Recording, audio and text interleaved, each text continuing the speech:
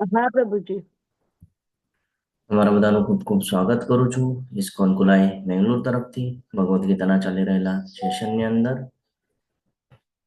આપણે લેવલ 2 ની અંદર 11મા અધ્યાયની શરૂઆત કરવા જઈ રહ્યા છીએ. ખૂબ સરસ એવો અધ્યાય છે.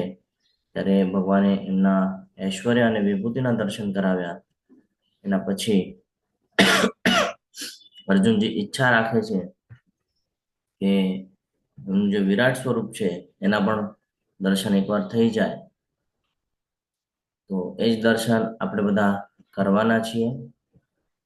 શ્રી શ્રી રાધા ગોવિંદજીના ચરણોમાં વંદન કરી ગુરુ મહારાજના આશીર્વાદની સાથે મંગલાચરણ કરી અને આજના શુભ દિવસની શરૂઆત અધ્યાય 11ની સાથે આપણે કરવા જઈ રહ્યા છીએ. ઓમ અજ્ઞાનતિમિરાન્ધસ્ય જ્ઞાનાંજનશલાકયા ચક્ષુરુન્મિલિतं येन तस्मै श्रीगुरुवे नमः. श्रीचैतन्यमनोभीष्टं स्थापितं येन भूतले स्वयं रूप कदा मह्यं ददाति स्वपदान्तिकं. वन्देऽहं श्रीगुरु श्रीयुतपदकमलं श्रीगुरून् वैष्णवांश्च श्रीरूपं साग्रजातं सगणरघुनाथान्वितं तं सजीवं साद्वैतं सावधूतं परिजनसहितं श्रीकृष्णचैतन्यदेवं श्रीराधान् कृष्णपादान् सगणललिता श्रीविशाखान्वितांश्च. हे कृष्ण करुणा सिन्धु दीनबन्धो जगत्पते गोपेश गोपिकान्त राधाकान्त नमोऽस्तुते. तप्त कांचन गौरांगी श्रीराधे वृंदावनेश्वरी वृषभानुसुते देवी प्रणमामि हरिप्रिये. वाञ्छाकल्पतरुभ्यश्च कृपा सिन्धुभ्य एव च पतितानां पावनेभ्यो वैष्णवेभ्यो नमो नमः.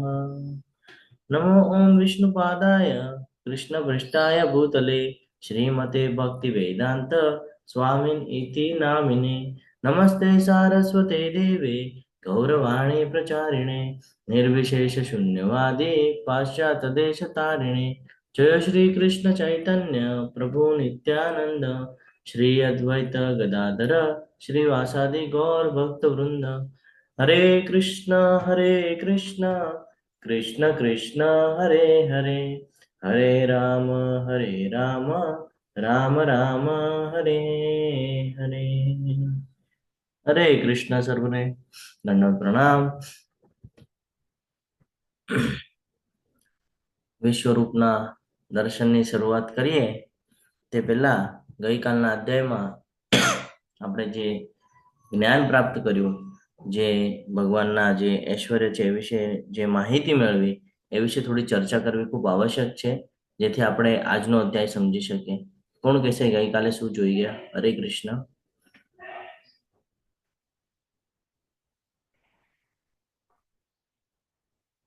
હરે કૃષ્ણ. નથી યાદ કોઈને?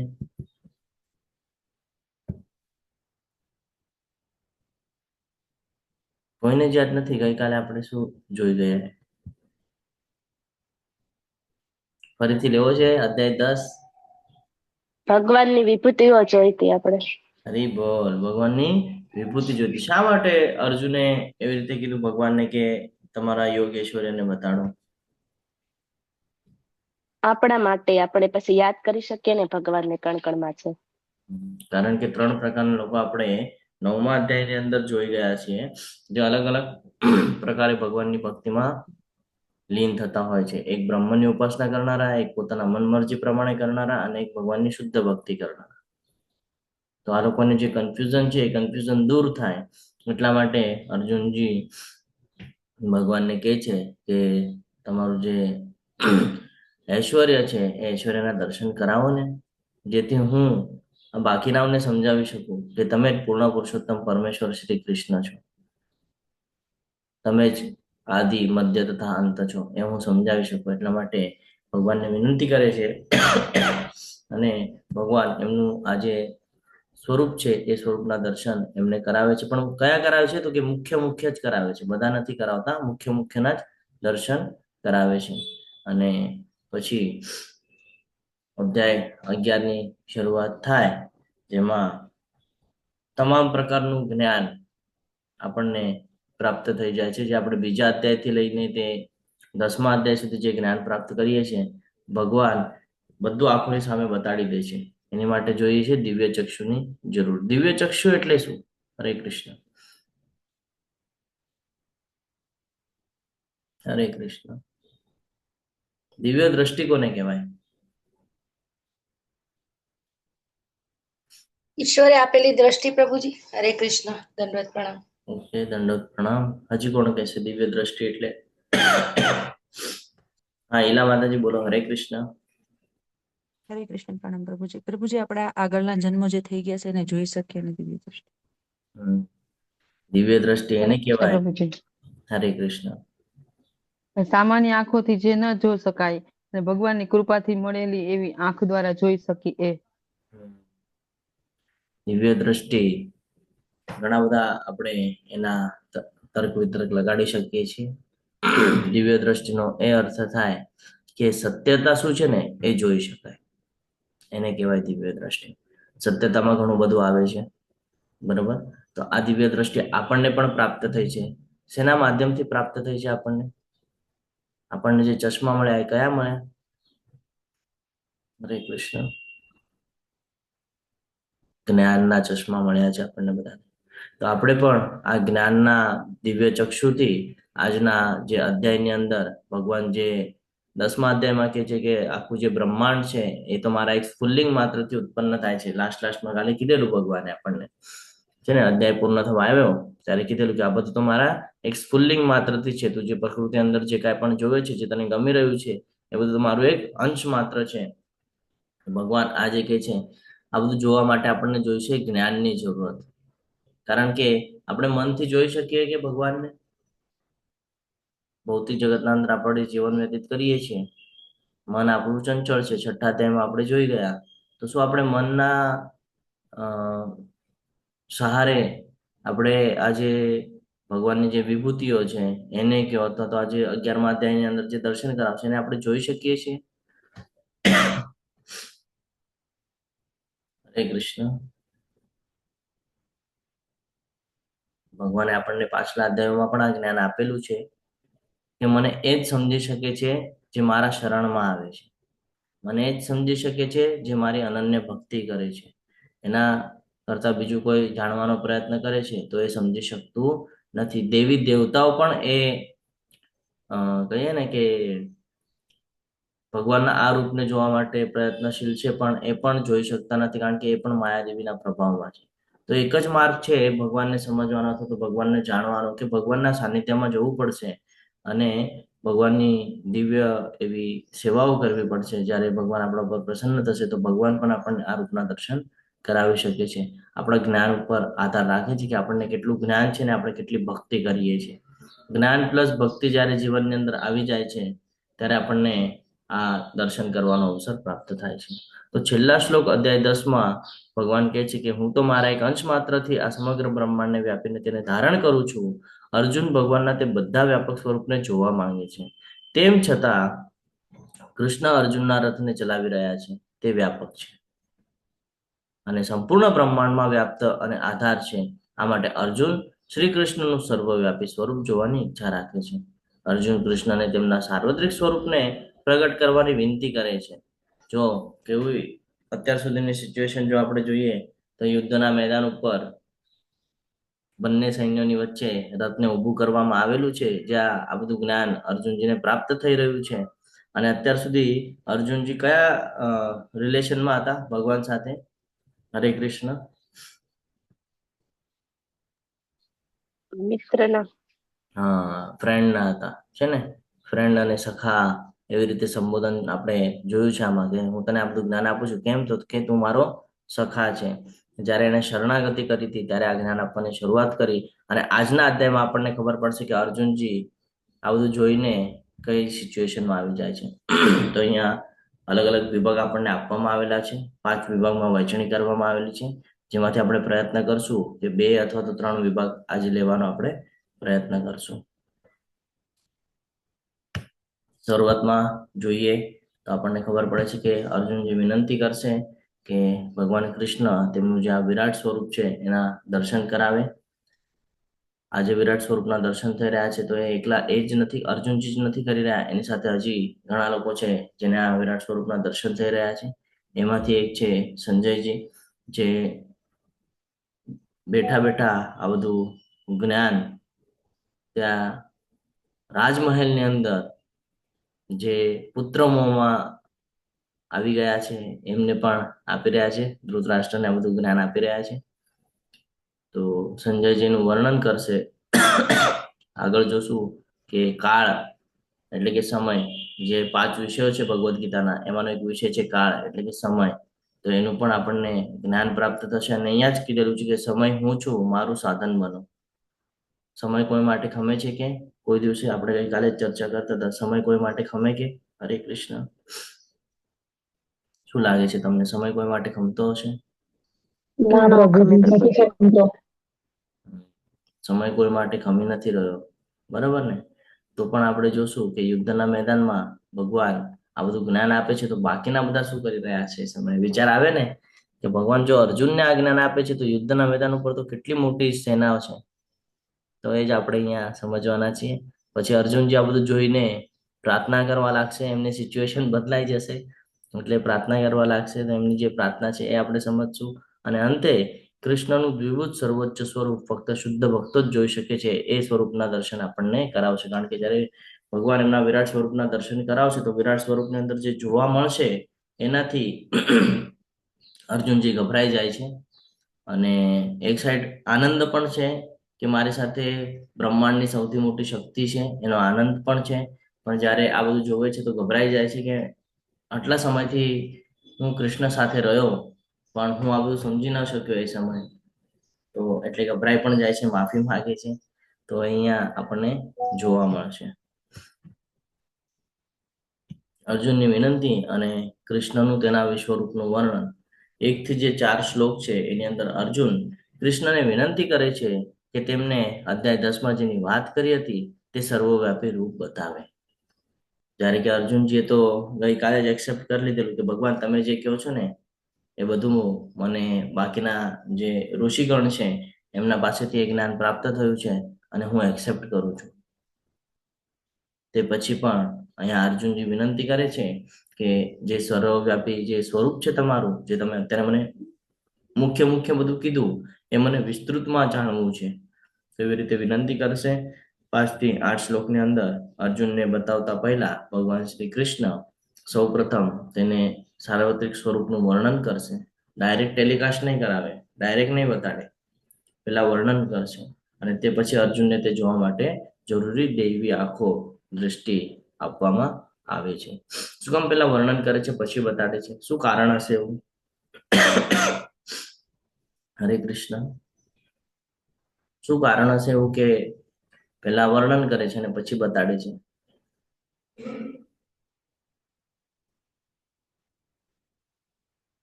હરે કૃષ્ણ. અવેલેબલ છો બધા?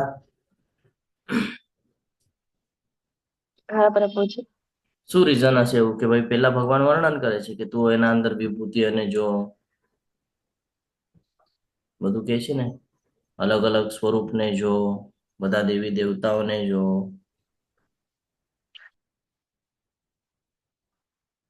આનાથી પાછળના અધ્યાયમાં ભગવાને આપણને આ જ જ્ઞાન આપેલું છે બધું. પણ ત્યારે ભગવાન ખાલી કહી રહ્યા હતા છે ને, તો એ બોલવાનું થયું. આપણને જ્યારે દેખાય ને ત્યારે આપણે એને વિઝ્યુલાઇઝ થાય, આપણને જ્યારે દેખાય ત્યારે આપણે એને એક્સેપ્ટ કરીએ છીએ. તો આપણી માટે થઈને ભગવાન અર્જુનને પેલા સંબોધન કરે છે કે તું એની અંદર શું શું જોઈ શકે છે, શું શું તારે જોવાનું છે એની અંદર. જે મેં તને પાછળ કીધેલું એ બધું તું ભૂલી ગયો હોય છે. અત્યારે તારી સ્થિતિ કન્ફ્યુઝન વાળી છે, તું બધું ભૂલી ગયો હોય છે. એટલે ભગવાન યાદ અપાવે છે કે તારે અંદર શું શું જોવાનું છે, જેનાથી તને ક્લિયરન્સ આવે કે વિરાટ સ્વરૂપની અંદર શું શું જોઈ શકાય અને શું મહત્વનું છે, શું જોવા જરૂરી છે.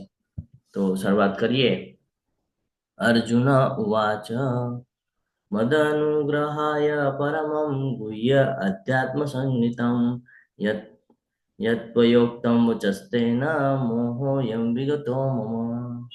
અર્જુને કહ્યું, આપે જે અત્યંત ગુહ્ય આધ્યાત્મિક વિષયોનો મને ઉપદેશ આપ્યો છે તે શ્રવણ કરીને હવે મારો મોહ દૂર થયો છે. શું કહે છે?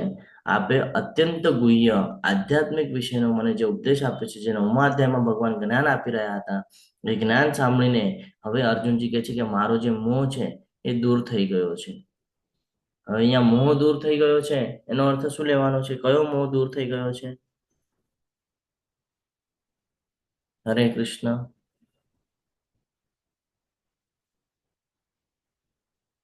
એમાં આજે કોઈ પાર્ટિસિપેટ નથી કરી રહ્યું. અર્જુનજી કે છે એના સગા સંબંધી પ્રત્યેનો મોહ દૂર થઈ ગયો છે. કયો માતાજી? એના સગા સંબંધીઓ પ્રત્યેનો. પોતે શું છે ને એ હવે અહીંયા એને ક્લિયર થઈ રહ્યું છે કે હું કોણ છું અને મારે શું કરવા યોગ્ય છે. એનો જે મોહ હતો ને એ મોહ અહીંયા દૂર થઈ ગયો છે. જે કન્ફ્યુઝન વાળી સ્થિતિ હતી એ હવે લગભગ નહીં જીવી રહી છે. કૃષ્ણ જે કહી રહ્યા છે તે સાંભળીને અર્જુનનો ભ્રમ મોહ દૂર થાય છે, કારણ કે સૌથી ગોપનીય જ્ઞાન સાંભળવા મળે છે ને 9મા અધ્યાયમાં. એ સાંભળવાથી શું થાય છે કે બધી ભ્રમણા દૂર થાય. જ્યારે આપણે ભગવાન વિશેનું જ્ઞાન પ્રાપ્ત કરીએ, ધીરે ધીરે શાસ્ત્રો વાંચે, આપણે જ્યારે ભગવદ્ ગીતાને સમજતા હતા તો આપણને ઘણા બધા પ્રશ્નો નિર્માણ થતા હતા કે ભાઈ મૃત્યુ લોકમાં જવા મળે, ઉપરના લોકમાં જવા મળે, કર્મના બંધનમાં બંધાઈએ, આપણે કોઈ સાથે ખોટું કરીએ તો આપણને શું ફળ પ્રાપ્ત થાય છે, કોઈની વિટંબણા કરીએ તો શું ફળ પ્રાપ્ત થાય છે. ભક્તિ રસામૃત સિંધુમાં 10 નામ અપરાધ આપ્યા છે. રોજ મંગળા આરતી પછી 10 નામ અપરાધ લે છે. એમાં કે છે કે જો તમે હરે કૃષ્ણ મહામંત્રના જપ કરતા હો અને કરતા કરતા જો તમે બીજા ખોટા કામ પણ કરતા હો તો એ પાપ ગણાય છે. તો આવા પાપ કરે તો શું થાય? તો એની માટે આપણે શું કરીએ? ભગવદ્ ગીતા વાંચીએ તો ખબર તો પડે કે ભાઈ આ બધું ખોટું છે, આ કર્મના બંધનમાં બાંધે છે. પણ બાકીના શાસ્ત્ર પણ આપણે વાંચતા હોઈએ છીએ. શું કામ? તો કે ક્લિયરન્સ આવી જાય કે ભગવદ્ ગીતા જે કે છે એ 100% સાચું છે. તો ભ્રમણા ક્યારે દૂર થાય? જ્યારે આપણે એના વિશે વાંચન કરીએ, જ્યારે એને સમજવાનો પ્રયત્ન કરીએ, અલગ અલગ રેફરન્સ લઈએ. એટલા માટે આપણે ચર્ચા કરતા હતા કે ભાઈ 2 કલાકનું વાંચન ઓછામાં ઓછું હોવું જોઈએ, કારણ કે રેફરન્સ પ્રાપ્ત થાય અને આપણી ભ્રમણા દૂર થાય. તો પછી અર્જુને કૃષ્ણને તેનું વિશ્વરૂપ બતાવવાની વિનંતી કેમ કરી? જ્યારે એની ભ્રમણા દૂર થઈ ગઈ છે તો શું કામ કરી? એટલા માટે જ કરી કે જ્યારે અર્જુનજી કૃષ્ણની કૃપાની શક્તિને ઓળખે છે, જેના દ્વારા એ ભ્રમ દૂર થાય છે. આપણે પણ અત્યારે શું કરી રહ્યા છે? એ શક્તિને ઓળખીએ છીએ. આપણે પણ જ્ઞાન લઈએ છીએ, અલગ અલગ શાસ્ત્રમાંથી રેફરન્સ લઈએ છીએ અને સમજવાનો પ્રયત્ન કરીએ છીએ કે ભગવાન કૃષ્ણ છે એ કોઈ મનુષ્ય નથી કે કોઈ સામાન્ય વ્યક્તિ નથી, પણ એ કોણ છે? પૂર્ણ પુરુષોત્તમ પરમેશ્વર શ્રી કૃષ્ણ છે. એ આદિ, મધ્ય તથા અંત છે. એટલે આ બ્રહ્માંડની અંદર જે કાંઈ પણ આપણને દેખાય છે એ બધું એમના દ્વારા થઈ રહ્યું છે. એના શ્વાંસ અવતાર દ્વારા અહીંયા પૃથ્વી ઉપર પ્રગટ થાય છે. ઘણા બધા લોકો એમ કે ભાઈ એમનો જન્મ થયો અને મૃત્યુ થયું ને એવી રીતે ચર્ચા કરતા હોય છે. તો જ્યારે 11મો અધ્યાય 10મો અધ્યાય આપણે સમજીએ તો આપણને ખબર પડે કે ભગવાનનું જન્મ અને મૃત્યુ થવાનું નથી. ભગવાન તેના અવતાર, અલગ અલગ અવતાર લઈને આવે છે, અને જે અવતારોના અવતારી છે એ કૃષ્ણ છે. એટલે એ તે ચાંદ સકલા પુંસ કૃષ્ણસ્તુ ભગવાન સ્વયં ભાગવતમમાં કહેવામાં આવેલું છે કે ભગવાન દરેક યુગની અંદર ઘણી બધી સમય વચ્ચેથી ઓલા સમુદ્રના મોજા હોય ને એ કન્ટિન્યુઅસ આવ્યા કરે, કોઈ દિવસ પૂરા ન થાય. એવી રીતે ભગવાનના અવતારો પણ પૂરા ન થાય, એક પછી એક આવવાના જ છે. ભક્તોનો ઉદ્ધાર કરવા, ભક્તોની સાથે લીલા કરે. અત્યારે આ શું કરે છે? અર્જુનજીની સાથે શું કરી રહ્યા છે? આ લીલા જ કરી રહ્યા છે એક પ્રકારની, છે ને. એને યોગ માયામાં મૂકેલું છે અને યોગ માયાની અંદર તમામ પ્રકારનું જ્ઞાન એને આપી રહ્યા છે. તો આ ભગવાનની એક લીલા જ છે કે બધા લોકો નથી સમજી શકતા ભગવાનને. ભગવાન કહે છે ને ભાગ્ય જ કોઈ એક છે જે મને સમજી શકે છે. તો એટલા માટે આપણે ધીરે ધીરે કરી ને કૃષ્ણ તરફ સમજવાનો પ્રયત્ન કરી અને કૃષ્ણ તરફ વળવાનું છે, શરણાગતિ કરવાની છે. શું કામ કરવાની છે બાપા? તો કે ભાઈ શરૂઆત પણ એમનાથી છે, અંત પણ એમના દ્વારા જ થવાનો છે. તો આપણું જે કર્તવ્ય છે એ કર્તવ્ય તો એ જ કે છે કે ભગવદ્ ગીતામાં જે કીધું છે એ બધું 100% ભગવાન દ્વારા કહેવામાં આવેલું છે અને એને ફોલો કરવું, આ આપણું જીવનનું મૂળ ઉદ્દેશ છે. ભગવાન અહીંયા આપણને એમ નથી કહેતા કે બધું છોડીને સંન્યાસ લઈ લે તું, મારા શરણમાં આવે એટલે ભગવાન એમ નથી કહેતા કે બધું છોડીને સંન્યાસ લે, પણ ભગવાન એમ કહે છે કે હું તને જે કહું છું એને તું સમજ અને એને ફોકસ કર, તો તું અહીંયાથી ઉદ્ધાર થશે તારો, નહીં તો તું આ કર્મના બંધનમાં બંધાયા કરીશ. જ્યારે આપણે આ જ્ઞાન પ્રાપ્ત કરીએ તો ખબર પડે કે બધા કૃષ્ણની સર્વોચ્ચતા જાહેર કરી રહ્યા છે. જેટલા પણ લોકો છે, જેટલા પણ શાસ્ત્ર છે, બધા એક જ કહે છે. તમે પદ્મપુરાણ લઈ લો, શિવજી શું કહે છે? હું પણ કોનું સ્મરણ કરું છું? આરાધનમ સર્વેશામ વિષ્ણુ આરાધનમ પરમ, હું પણ વિષ્ણુની આરાધના કરું છું. બ્રહ્મ સંહિતા લઈ લે તો એમાં શું કે છે? ઈશ્વર પરમ કૃષ્ણ સચ્ચિદાનંદ વિગ્રહ અનાદિર આદિર ગોવિંદમ સર્વ કારણ કારણ. એ પણ શું કે છે? બ્રહ્માજી પણ. તો જે નિર્માણ કરતા જેને આપણે સમજીએ છીએ બ્રહ્માજી, અને જે ડિસ્ટ્રોય કરતા જેને આપણે શિવજી તરીકે ઓળખીએ છીએ, એ લોકોનું પણ કેવું એ જ છે કે અમે બધા પણ કોના ભક્ત છીએ? ભગવાન શ્રી કૃષ્ણના ભક્ત છીએ. અમને એમના દ્વારા જ અમને આ માધ્યમ બનાવ્યું છે કે અમે સૃષ્ટિનું નિર્માણ કરી શકીએ અને અમે સૃષ્ટિનો નાશ કરી શકીએ. કૃષ્ણને તમામ કારણોના કારણ જાહેર કરે છે. આ ભૌતિક જગત જે કાંઈ પણ છે એની અંદર જે કાંઈ પણ આપણને દેખાય છે, જેને આપણે ભૌતિક પ્રકૃતિ તરીકે ઓળખીએ છીએ, બધું ભગવાન દ્વારા છે. જે જીવાત્મા છે એ પણ ભગવાન દ્વારા છે, કારણ ભગવાને આનાથી પહેલા કીધું છે આપણને, મમે વાંચે જીવલોકે જીવભૂત સનાતન, તમે બધા મારા સનાતન અંશો છો, એવી રીતે ભગવાને કીધેલું છે આપણને.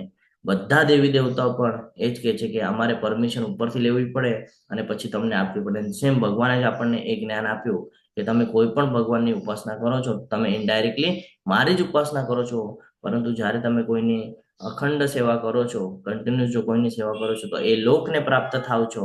એવી રીતે પણ ભગવાને અહીંયા કીધું. તો ભગવાન એમના અવતાર વિશે પણ કીધું કે ભગવાન જ્યારે જ્યારે સમય આવે છે, જ્યારે જ્યારે અધર્મ વધે છે, તો એ અધર્મનો નાશ કરવા માટે, ધર્મની પુનઃસ્થાપના કરવા માટે અને ભક્તોનો ઉદ્ધાર કરવા માટે, ભક્તોને આ લીલા બતાડવા માટે એ વારે વારે આવે છે. આપણે ચોથા અધ્યાયની અંદર આ જ્ઞાન પ્રાપ્ત કરેલું છે. અને ભગવાનના જે પુરુષ અવતાર છે એ અવતાર વિશે પણ આપણે જ્ઞાન પ્રાપ્ત કર્યું કે સૌથી ઉપર મહાવિષ્ણુ, કર્ણોદક્ષા વિષ્ણુ, પછી ગર્ભોદક્ષા વિષ્ણુ, અને તમામ જીવના હૃદયની અંદર શિરોદક્ષા વિષ્ણુ તરીકે વિદ્યમાન છે.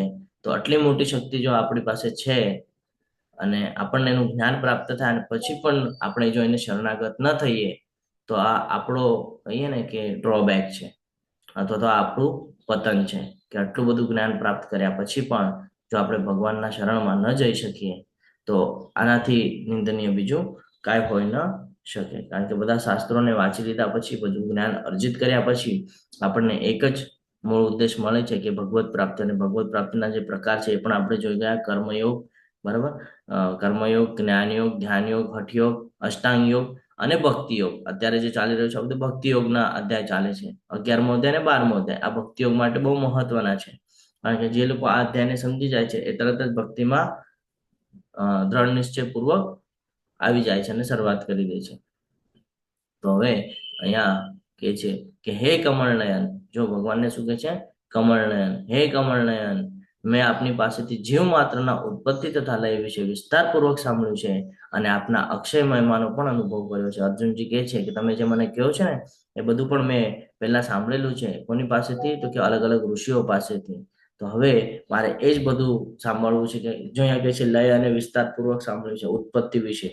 તો ઉત્પત્તિ એટલે શરૂઆત કેવી રીતે થાય છે એ, અને નષ્ટ કેવી રીતે થાય છે એ. તમે જ્યારે ભાગવતમ વાંચો તો ભાગવતમની અંદર આ બધું જ્ઞાન આપણને પ્રાપ્ત થાય છે કે સૃષ્ટિનું નિર્માણ શા માટે કરવામાં આવ્યું, કેવી રીતે કરવામાં આવ્યું છે ને. તમામ પ્રકારનું જ્ઞાન આપણને એમાં પ્રાપ્ત થાય છે. હે પુરુષોત્તમ, હે પરમેશ્વર, હું આપને સ્વયં આપના જણાવ્યા પ્રમાણે આપના વાસ્તવિક રૂપને મારી સમક્ષ જોઈ રહ્યો છું. તેમ છતાં આપ આ દ્રશ્ય જગતમાં કેવી રીતે પ્રવેશ્યા છો એ જોવાની મારી ઈચ્છા છે. આપના એ સ્વરૂપના હું દર્શન કરવા ઈચ્છું છું. અહીંયા શું કહે છે અર્જુનજી? અર્જુનજી કહે છે કે તમે જે મને જણાવ્યું, તમે જે મને અત્યાર સુધી જે જ્ઞાન આપતા હતા, જે રૂપની વાત કરી રહ્યા હતા, એને હું મારી સામે જોઈતો રહ્યો છું. તેમ છતાં મારે એ જાણવું છે કે આ દ્રશ્ય જગતની અંદર તમે કેવી રીતે પ્રવેશ્યા છો, તો એ જોવાની મારી ઈચ્છા છે. કારણ કે આપણે બધા ભૌતિક જગતમાં રહીએ છીએ, તો આપણને ભૌતિક જગતમાં જે દેખાય આપણે એને જ એક્સેપ્ટ કરીએ છીએ. ભગવાન આપણને દેખાતા નથી. એટલે આપણે ઘણા બધા લોકોને તર્ક વિતર્ક હોય કે ક્યાં છે ભગવાન, બતાડ મને. આપણી સાથે ડિબેટ કરતા હોય ત્યારે એમ કે તું કહે છે ને કે ભગવાન છે, તો બતાડ મને ક્યાં છે ભગવાન. ત્યારે આપણે શું આન્સર આપશું એને? સમજો તમને કોઈ વ્યક્તિ આવીને કે તમે ભગવદ્ ગીતાના ક્લાસ કરો છો, ખબર હોય કે ભાઈ ભગવદ્ ગીતાના ક્લાસ કરે છે, અને તમને કોઈ આવીને કહે કે બતાડ ભગવાન, તો તમે શું આન્સર આપશો? હરે કૃષ્ણ. નહીં આપી શકો ને આન્સર? હરે કૃષ્ણ. પ્રશ્ન પૂછેલો છે, નથી ખબર શું આન્સર આપવાનો? આપણે ભક્તિ યોગમાં છીએ અત્યારે. કેવી રીતે ભગવાનને જોઈ શકાય, કેવી રીતે સમજી શકાય? હરે કૃષ્ણ. ભગવાનની ભક્તિ દ્વારા. હા, તો સામેવાળાને એમ જ આન્સર આપવાનો છે આપણે કે તારે ભગવાનને જો ફીલ કરવા હોય, તારે જો અનુભૂતિ કરવી હોય, તો એક જ માર્ગ છે, ભક્તિ કર, શરણમાં. જ્યારે આપણે કોઈને મળીએ, ફોર એક્ઝામ્પલ, એક એક્ઝામ્પલ સાથે સમજીએ, આપણા ઓફિસની અંદર ઘણા બધા લોકો કામ કરતા હોય, બરાબર? સમજી લો કે બહુ મોટો સ્ટાફ છે, કામ કરે છે. તમને એની શક્તિ વિશે એટલું ખબર ન હોય કે કેટલો હોશિયાર છે, કેટલો જ્ઞાની છે, ખબર હોય કે ના ખબર હોય. અત્યારે આપણું જ એક ઉદાહરણ લઈએ, ચલો આપણું જ એક ઉદાહરણ લઈએ. આપણે અત્યારે ચેલેન્જ ચાલી રહ્યું છે, ચેલેન્જમાં અલગ અલગ માધ્યમ બનાવવામાં આવેલા છે, ક્યાંક ડ્રામા મૂકેલો છે, ક્યાંક અંતાક્ષરી મૂકેલી છે, બરાબર? ક્યાંક ભજન સંધ્યા જેવું કાર્યક્રમની રૂપરેખા બનાવવામાં આવેલી છે. હવે આપણે ઘણા બધા ભક્તો હતા, આપણને ખબર હતી કોનામાં કઈ ક્વોલિટી છે. હરે કૃષ્ણ. જાણતા હતા તમે કે ભાઈ આને શ્લોક ફટાફટ પાકા થઈ જાય છે એટલે આને અંતાક્ષરીમાં મૂકવું પડશે, આના ડાયલોગ સારા છે એટલે આને ડ્રામામાં મૂકવું પડશે, આને એક્ટિંગ સારી છે આને ડ્રામામાં મૂકી દઈએ, છે ને? આને વાદ્ય વગાડતા આવડે છે, ચલો આને ભજનમાં મૂકી દઈએ. ક્યારે ખબર પડી આપણને? હરે કૃષ્ણ. કેમ આજે કોઈ બોલતા નથી, બધા મ્યુટ છો? હરે કૃષ્ણ પ્રભુજી, જ્યારે સ્પર્ધાનું આયોજન કર્યું ને ત્યારે. જયારે સ્પર્ધાનું આયોજન કરું ને ત્યારે એની શક્તિ ખબર પડી આપણને કે એના અંદર કઈ ક્વોલિટી છે, કઈ શક્તિ છે. સેમ એજ ભગવાનને જાણવું હોય તો શું કરવું પડશે? અનન્ય ભક્તિ કરવી પડશે, એના શરણમાં જવું પડશે, તો ખબર પડશે. એવી સ્થિતિ નિર્માણ કરવી પડશે કે ભગવાનની ઈચ્છા થાય કે હું તને બતાડું કે હું કોણ છું, છે ને? ભગવાનની શક્તિ જાણવી હોય તો પેલા એમના સમીપ તો જવું પડશે ને, એ સિચ્યુએશન તો ક્રિએટ કરવી પડશે ને. સિચ્યુએશન જ ક્રિએટ નહીં હોય તો ભગવાન શું કામ બતાડશે? જ્યારે તમે ભગવાનના શુદ્ધ ભક્ત બનશો અને પછી ભગવાનને જો તમે ઈચ્છા રાખશો કે ભગવાન મને પણ આવી રીતે કોઈ સ્વરૂપના દર્શન કરાવો ને, જેમ તમે અર્જુનને કરાવ્યા હતા, તો ભગવાન આપણને કરાવશે. અત્યારે આપણે આ 11મા અધ્યાયમાં ઉપસ્થિત છીએ, આપણે પણ આ બધા દર્શન કરવાના છીએ. ક્યારે કરી રહ્યા છે? શેની શરૂઆત કરી આપણે? શું કર્યું આપણે અત્યાર સુધી? જ્ઞાન પ્રાપ્ત કર્યું. પહેલા અધ્યાયથી જ્યારે આપણે જ્ઞાન લીધું ત્યારે આપણે અહીંયા પહોંચ્યા. જ્ઞાન પ્રાપ્ત કર્યું, માળા કરવાની ચાલુ કરી. હવે માળા અને જ્ઞાન હતું એટલે આપણે 11મા અધ્યાય સુધી ટકી રહ્યા. ઘણા બધા લોકો છે 11મા અધ્યાય સુધી આવતા નથી, આપણે ટકી રહ્યા. શું કામ? ભક્તિ કરીને, થોડુંક ઈચ્છા બતાડીને કે હા ભાઈ મારે ભક્તિ કરવી છે, હું ભગવાનને સમજી રહ્યો છું, મારે શરણમાં જવું છે, ત્યારે કર્યું. તો સેમ એજ અહીંયા અર્જુનજી પણ એ જ કહે છે કે મને ખબર છે આ બધું તમે જે મને કહો છો એ વાસ્તવિક રૂપના હું દર્શન મારી સમક્ષ કરી રહ્યો છું, તેમ છતાં તમે આ દ્રશ્ય જગતની અંદર કેવી રીતે આવ્યા છો ને એ જાણવાની મારી ઈચ્છા છે. શું કામ? તો કે હું એ સ્વરૂપના દર્શન કરવા ઈચ્છું છું, જેથી હું આવતી પેઢીને બતાડી શકું કે ભગવાન જ્યારે આપણે ભક્તિ માર્ગ પર હોઈએ છીએ તો આપણે જે ઈચ્છા વ્યક્ત કરીએ છીએ ને એ ઈચ્છાની પૂર્તિ કરે છે. ભગવાને કીધેલું છે કે તારી જે ઈચ્છા છે એને પૂરી કરું છું અને તારી પાસે જે છે એનું રક્ષણ પણ કરું છું. તો આ શ્લોક દ્વારા આપણે સમજવાનું છે કે અર્જુનજી કહે છે એમને કે મારી ઈચ્છા છે જોવાની, ભગવાન તરત વિરાટ સ્વરૂપ બતાડી દેશે. આ સમજવાનું છે અહીંયાથી. ક્યારે પોસિબલ થાય? જ્યારે ભક્તિ માર્ગમાં આવીએ ને ત્યારે પોસિબલ થાય. એટલે કોઈ તમને એમ કે તું કે છે ભગવાન છે બતાડ, ભગવાન છે બતાડ, તો એને સૌથી પહેલો પ્રશ્ન એ જ કરવાનો કે ભક્તિ કેટલી કરી છે. ભક્તિ કરી હશે તો તું સમજી શકીશ, નહીં તો તને કેટલું પણ સમજાવશે, ભાગવતમ આત્મા મૂકી દેશો નહીં સમજી શકે, ભગવદ્ ગીતા આત્મા મૂકી દેશો નહીં સમજી શકે, જ્યાં સુધી ભક્તિ નહીં હોય. કારણ કે આપણે એવા એવા ઉદાહરણ જોયા છે કે જેને લખતા વાંચતા નથી આવડતું, એ લોકો ભક્તિમાં તલ્લીન થઈને સિદ્ધિ પ્રાપ્ત કરી હતી. કાલે પણ આપણે વાત કરતા હતા, છે ને, એક ઋષિની વાત કરતા હતા, અને એ ઋષિનું જયારે આપણે નામ લીધું તો આપણને ખબર નહોતી કે કેમ એમને મહત્વ આપવામાં આવેલું છે. પછી ખબર પડી કે એ તો નાસ્તિક હતા, પણ એમણે તો સિદ્ધિ પ્રાપ્ત કરી લીધી. એવી જ રીતે વાલિયા લૂંટારૂની જયારે આપણે કથા લઈએ છીએ, એને તો સંક્ષિપ્તમાં રામાયણ લખી નાખી.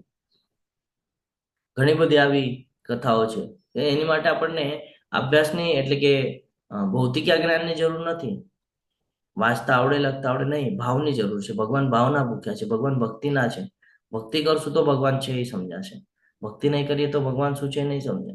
તો એવી જ રીતે અર્જુનજી અહીંયા કહે છે કે તમે મને બતાડો, જેથી હું આજે આગળની જે જનતા આવવાની છે એ જનતાને હું પ્રૂફ કરી શકું. આ તમે મને ખાલી મોઢેથી કીધું તો હું તો સમજી ગયો, કારણ કે હું ભક્તિમાં છું તો હું તો સમજી ગયો બધું, હું તો એક્સેપ્ટ કરું છું.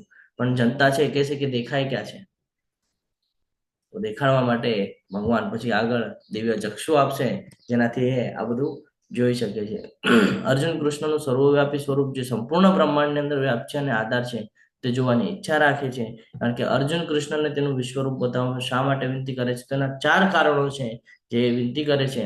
એક તો બધા માટે કૃષ્ણની દિવ્યતા સ્થાપિત કરવી, બરાબર, કૃષ્ણ શું છે એ સમજાવવું.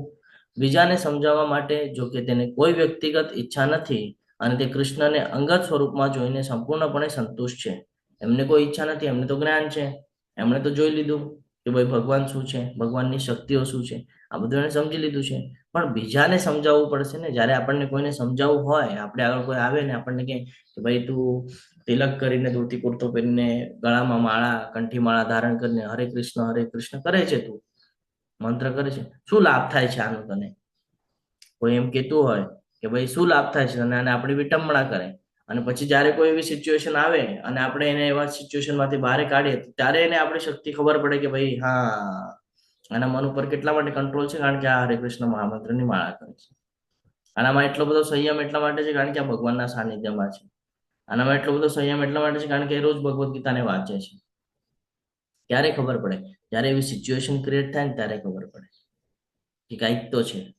તો સેમ અહીંયા ભગવાને સિચ્યુએશન ક્રિએટ કરી, પહેલા જ્ઞાન આપ્યું, જ્ઞાન આપ્યા પછી અર્જુનજીને ક્લિયરન્સ આવ્યો, અર્જુનજી ભક્તિમાં આવ્યા, એ સિચ્યુએશનમાં આવ્યા, અને પછી ભગવાન હવે એ બધું દેખાડી રહ્યા છે કે મારી શક્તિ શું છે, હવે જોતું.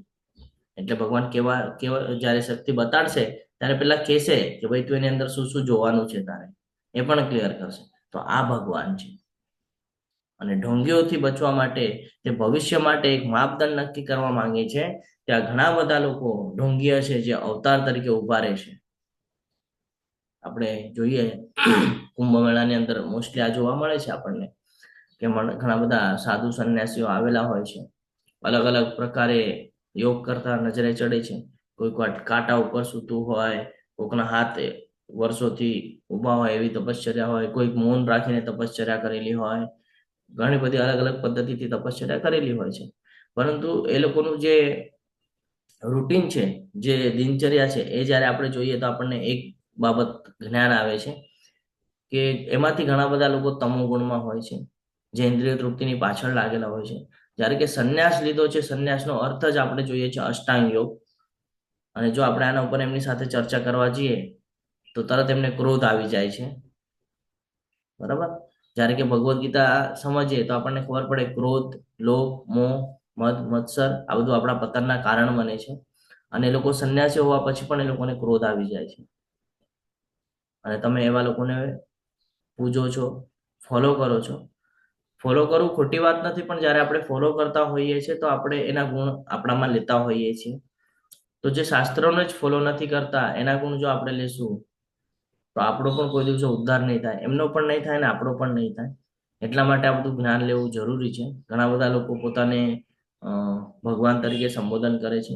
ઘણા મનુષ્ય ગણ એવા પણ જોયા છે કે જે કોઈ પ્રકારની સાધના નથી કરતા, કોઈ પ્રકારનું કહીએ ને કે ભગવાન સાથે કનેક્ટિવિટી નથી, તે પછી પણ લોકો એને જગત પિતા, જગત માતા આવા બધા નામથી સંબોધન કરે છે.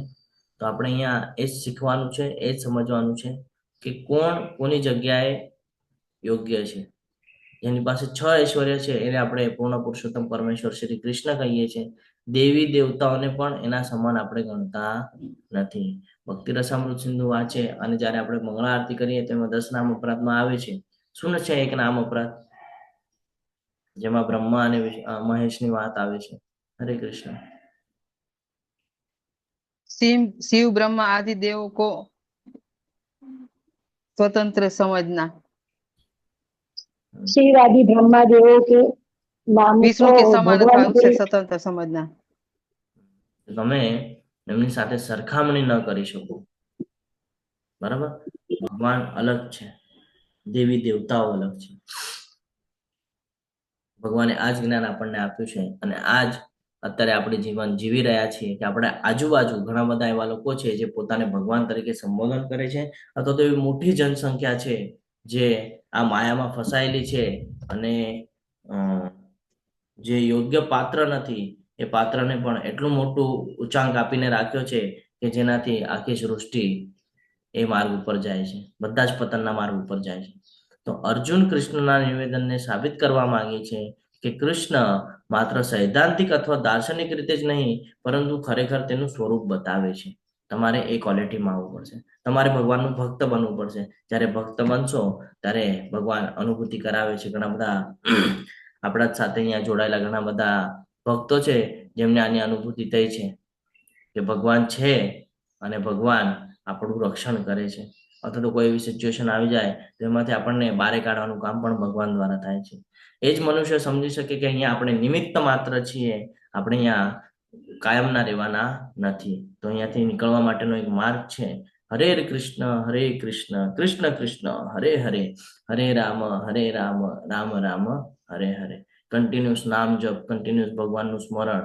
આ કરવાથી શું થશે તો કે ભગવાનના હાજી સમીપ જશું, અને જ્યારે ભગવાનના સમીપ જશું ત્યારે આપણો ઉદ્ધાર થશે. હે પ્રભુ, હે યોગેશ્વર, જો હું આપને આપના વિશ્વરૂપના દર્શનનો અધિકારી લાગતો હોઉં તો કૃપા કરીને મને આપના એ અનંત વિશ્વરૂપના દર્શન આપો. શું કે છે? અધિકારી લાગતો હોઉં તો.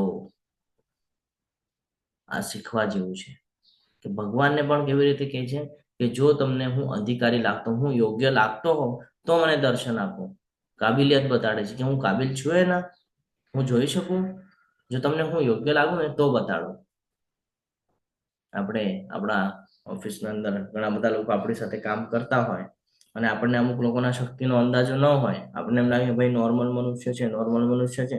જ્યારે જરૂર પડે ત્યારે ઓળખાણો કાઢે પછી છે ને, જ્યારે જરૂરત પડે ત્યારે ઓળખાણો કાઢે ત્યારે આપણને ખબર પડે કે ભાઈ હા, આની પણ ઓળખાણ છે. સેમ એઝ આપણી માટે લાગુ થાય છે કે જે ભક્તો હોય ને એ કોઈ દિવસે એમ બતાડે નહીં કે ભાઈ મારી સાથે ભગવાન કૃષ્ણની શક્તિ છે. કોઈ દિવસે ન બતાડે. જરૂર પડે ને ત્યારે ભગવાન પોતે બતાડી દે કે હા, આ મારો ભક્ત છે અને આજુબાજુ ફરતો નહીં તું. આ રિયાલિટી છે. અનુભવના બોલ કહું છું કે આપણે કોઈને કહેવાની જરૂર નથી કે ભાઈ આપણે ભગવાનની કેટલી આરાધના કરીએ છીએ, શું કરીએ છીએ. પણ જ્યારે કોઈ સિચ્યુએશન એવી આવે છે જે અભક્ત હોય એ આપણને તકલીફ આપવા જાય તો ભગવાન પોતે કહી દે છે કે આને આજુબાજુ ફરતો નહીં તો તને તકલીફ થશે. તો આ ક્યારે સમજી શકાય? જ્યારે આપણી સાથે એ અનુભવ થાય ત્યારે. એટલા માટે ભગવાને આ વિરાટ સ્વરૂપના દર્શન એટલે કરાવે છે કે તું જ્યારે જે જોઈશ તું સમજી જા કે આ બધું મારા દ્વારા જ છે અને મારાથી અળગું અહીંયા કાંઈ જ નથી. અહીંયા જે કાંઈ પણ થાય છે મારા ઈચ્છા દ્વારા થાય છે. અહીંયાનું એક પાંદડું પણ હલવું હોય ને તો એ મારા ઈચ્છાના આધીન છે. અને આપણે બધા પોતાને સમજીએ છીએ કે મારા દ્વારા ઘણું કાંઈ થાય છે. આપણા દ્વારા અહીંયા કાંઈ જ થતું નથી, બધું ભગવાન દ્વારા થાય છે. એટલે જ ભગવાન અમે અહીંયા એમના વિશ્વરૂપના દર્શન કરાવી રહ્યા છે કે કૃષ્ણ સ્વરૂપ જોવા માટે તે આદેશ નથી આપતા. શું કે છે? પૂછે છે ભગવાનને નમ્ર થઈને કે હું જો લાયક લાગતો હોઉં તો તમે મને કહો. માત્ર ભગવાનની કૃપાથી જ સાક્ષાત્કાર થાય. બરાબર? ભગવાન પોતે જ આપણને ઈચ્છા આપણે ધરાવીએ તો ભગવાન પોતે જ આપણને બતાડે છે. માનસિક અટકળો અથવા ભૌતિક ઇન્દ્રિયો દ્વારા શક્ય નથી. ભૌતિક ઇન્દ્રિયો દ્વારા શક્ય શું કામ નથી? હરે કૃષ્ણ. શું કામ ભૌતિક ઇન્દ્રિયો દ્વારા આપણે નથી સમજી શકતા? મન હોય, શરીર હોય, આંખ છે, કર્મેન્દ્રિયો છે, જ્ઞાનેન્દ્રિયો છે, મન છે, બુદ્ધિ છે, કેમ નથી સમજી શકતા આપણે? કેમ કે આપણી ઇન્દ્રિય અપૂર્ણ છે પ્રભુજી. આપણી ઇન્દ્રિય અપૂર્ણ છે જેના દ્વારા આપણે આ બધું સમજી શકતા નથી. તો એટલા માટે ભગવાન ખાલી ભક્તિ દ્વારા જ સમજાય છે. ભગવાન કહે છે ને હું સુલભ છું. તમે કેટલું પણ તપ કરી લો, યજ્ઞ કરી લો, દાન કરી લો, પણ તમને એનાથી પણ તરત હું પ્રાપ્ત થઈશ ને. પણ તમે ખાલી જો થોડીક પણ ભક્તિ કરી લેશો તો હું તરત તમને એની અનુભૂતિ કરાવી દઈશ, તરત હું તમને મારા શરણમાં લઈ દઈશ. ભગવાનને યોગેશ્વર તરીકે સંબોધવામાં આવે છે ને? યોગ પ્લસ ઈશ્વર, આ જેટલા પણ યોગો છે, જે કાંઈ પણ આપણે જોઈ રહ્યા છે એના ઈશ્વર, એને કહેવાય છે યોગેશ્વર. શ્રી ભગવાન વાચ. હવે અર્જુને વિનંતી કરી છે કે મને તો બધું ક્લિયર છે, પણ મારે આવતી પેઢીને આ બધું બતાડવું છે ને, એટલા માટે હું ઈચ્છા રાખું છું, જો તમને હું એનો અધિકારી લાગતો, હું યોગ્ય લાગતો, તમે મને આ બધું બતાડશો? તો ભગવાન શું કે છે જોઈએ આપણે, અને વિરાટ રૂપના દર્શન માટે કટિબદ્ધ થઈને જ્યાં છે ત્યાંથી આપણે ભક્તિ કરતા કરતા ભગવાનના આજે વિરાટ સ્વરૂપ છે એના દર્શન કરવા માટે તૈયાર થઈએ. પૂર્ણ પુરુષોત્તમ પરમેશ્વર બોલ્યા, હે અર્જુન, હે પાર્થ, હવે તું મારી વિભૂતિઓને જો, સેંકડો હજારો પ્રકારના દૈવી તથા વિવિધ વર્ષોવાળા રૂપોને જો. ભગવાન કહે છે કે હવે ભગવાન બતાડવાની શરૂઆત કરશે, પૂર્વે ભગવાન કહે છે કે તારે શું જોવાનું છે એની અંદર, અલગ અલગ વિભૂતિઓને જો.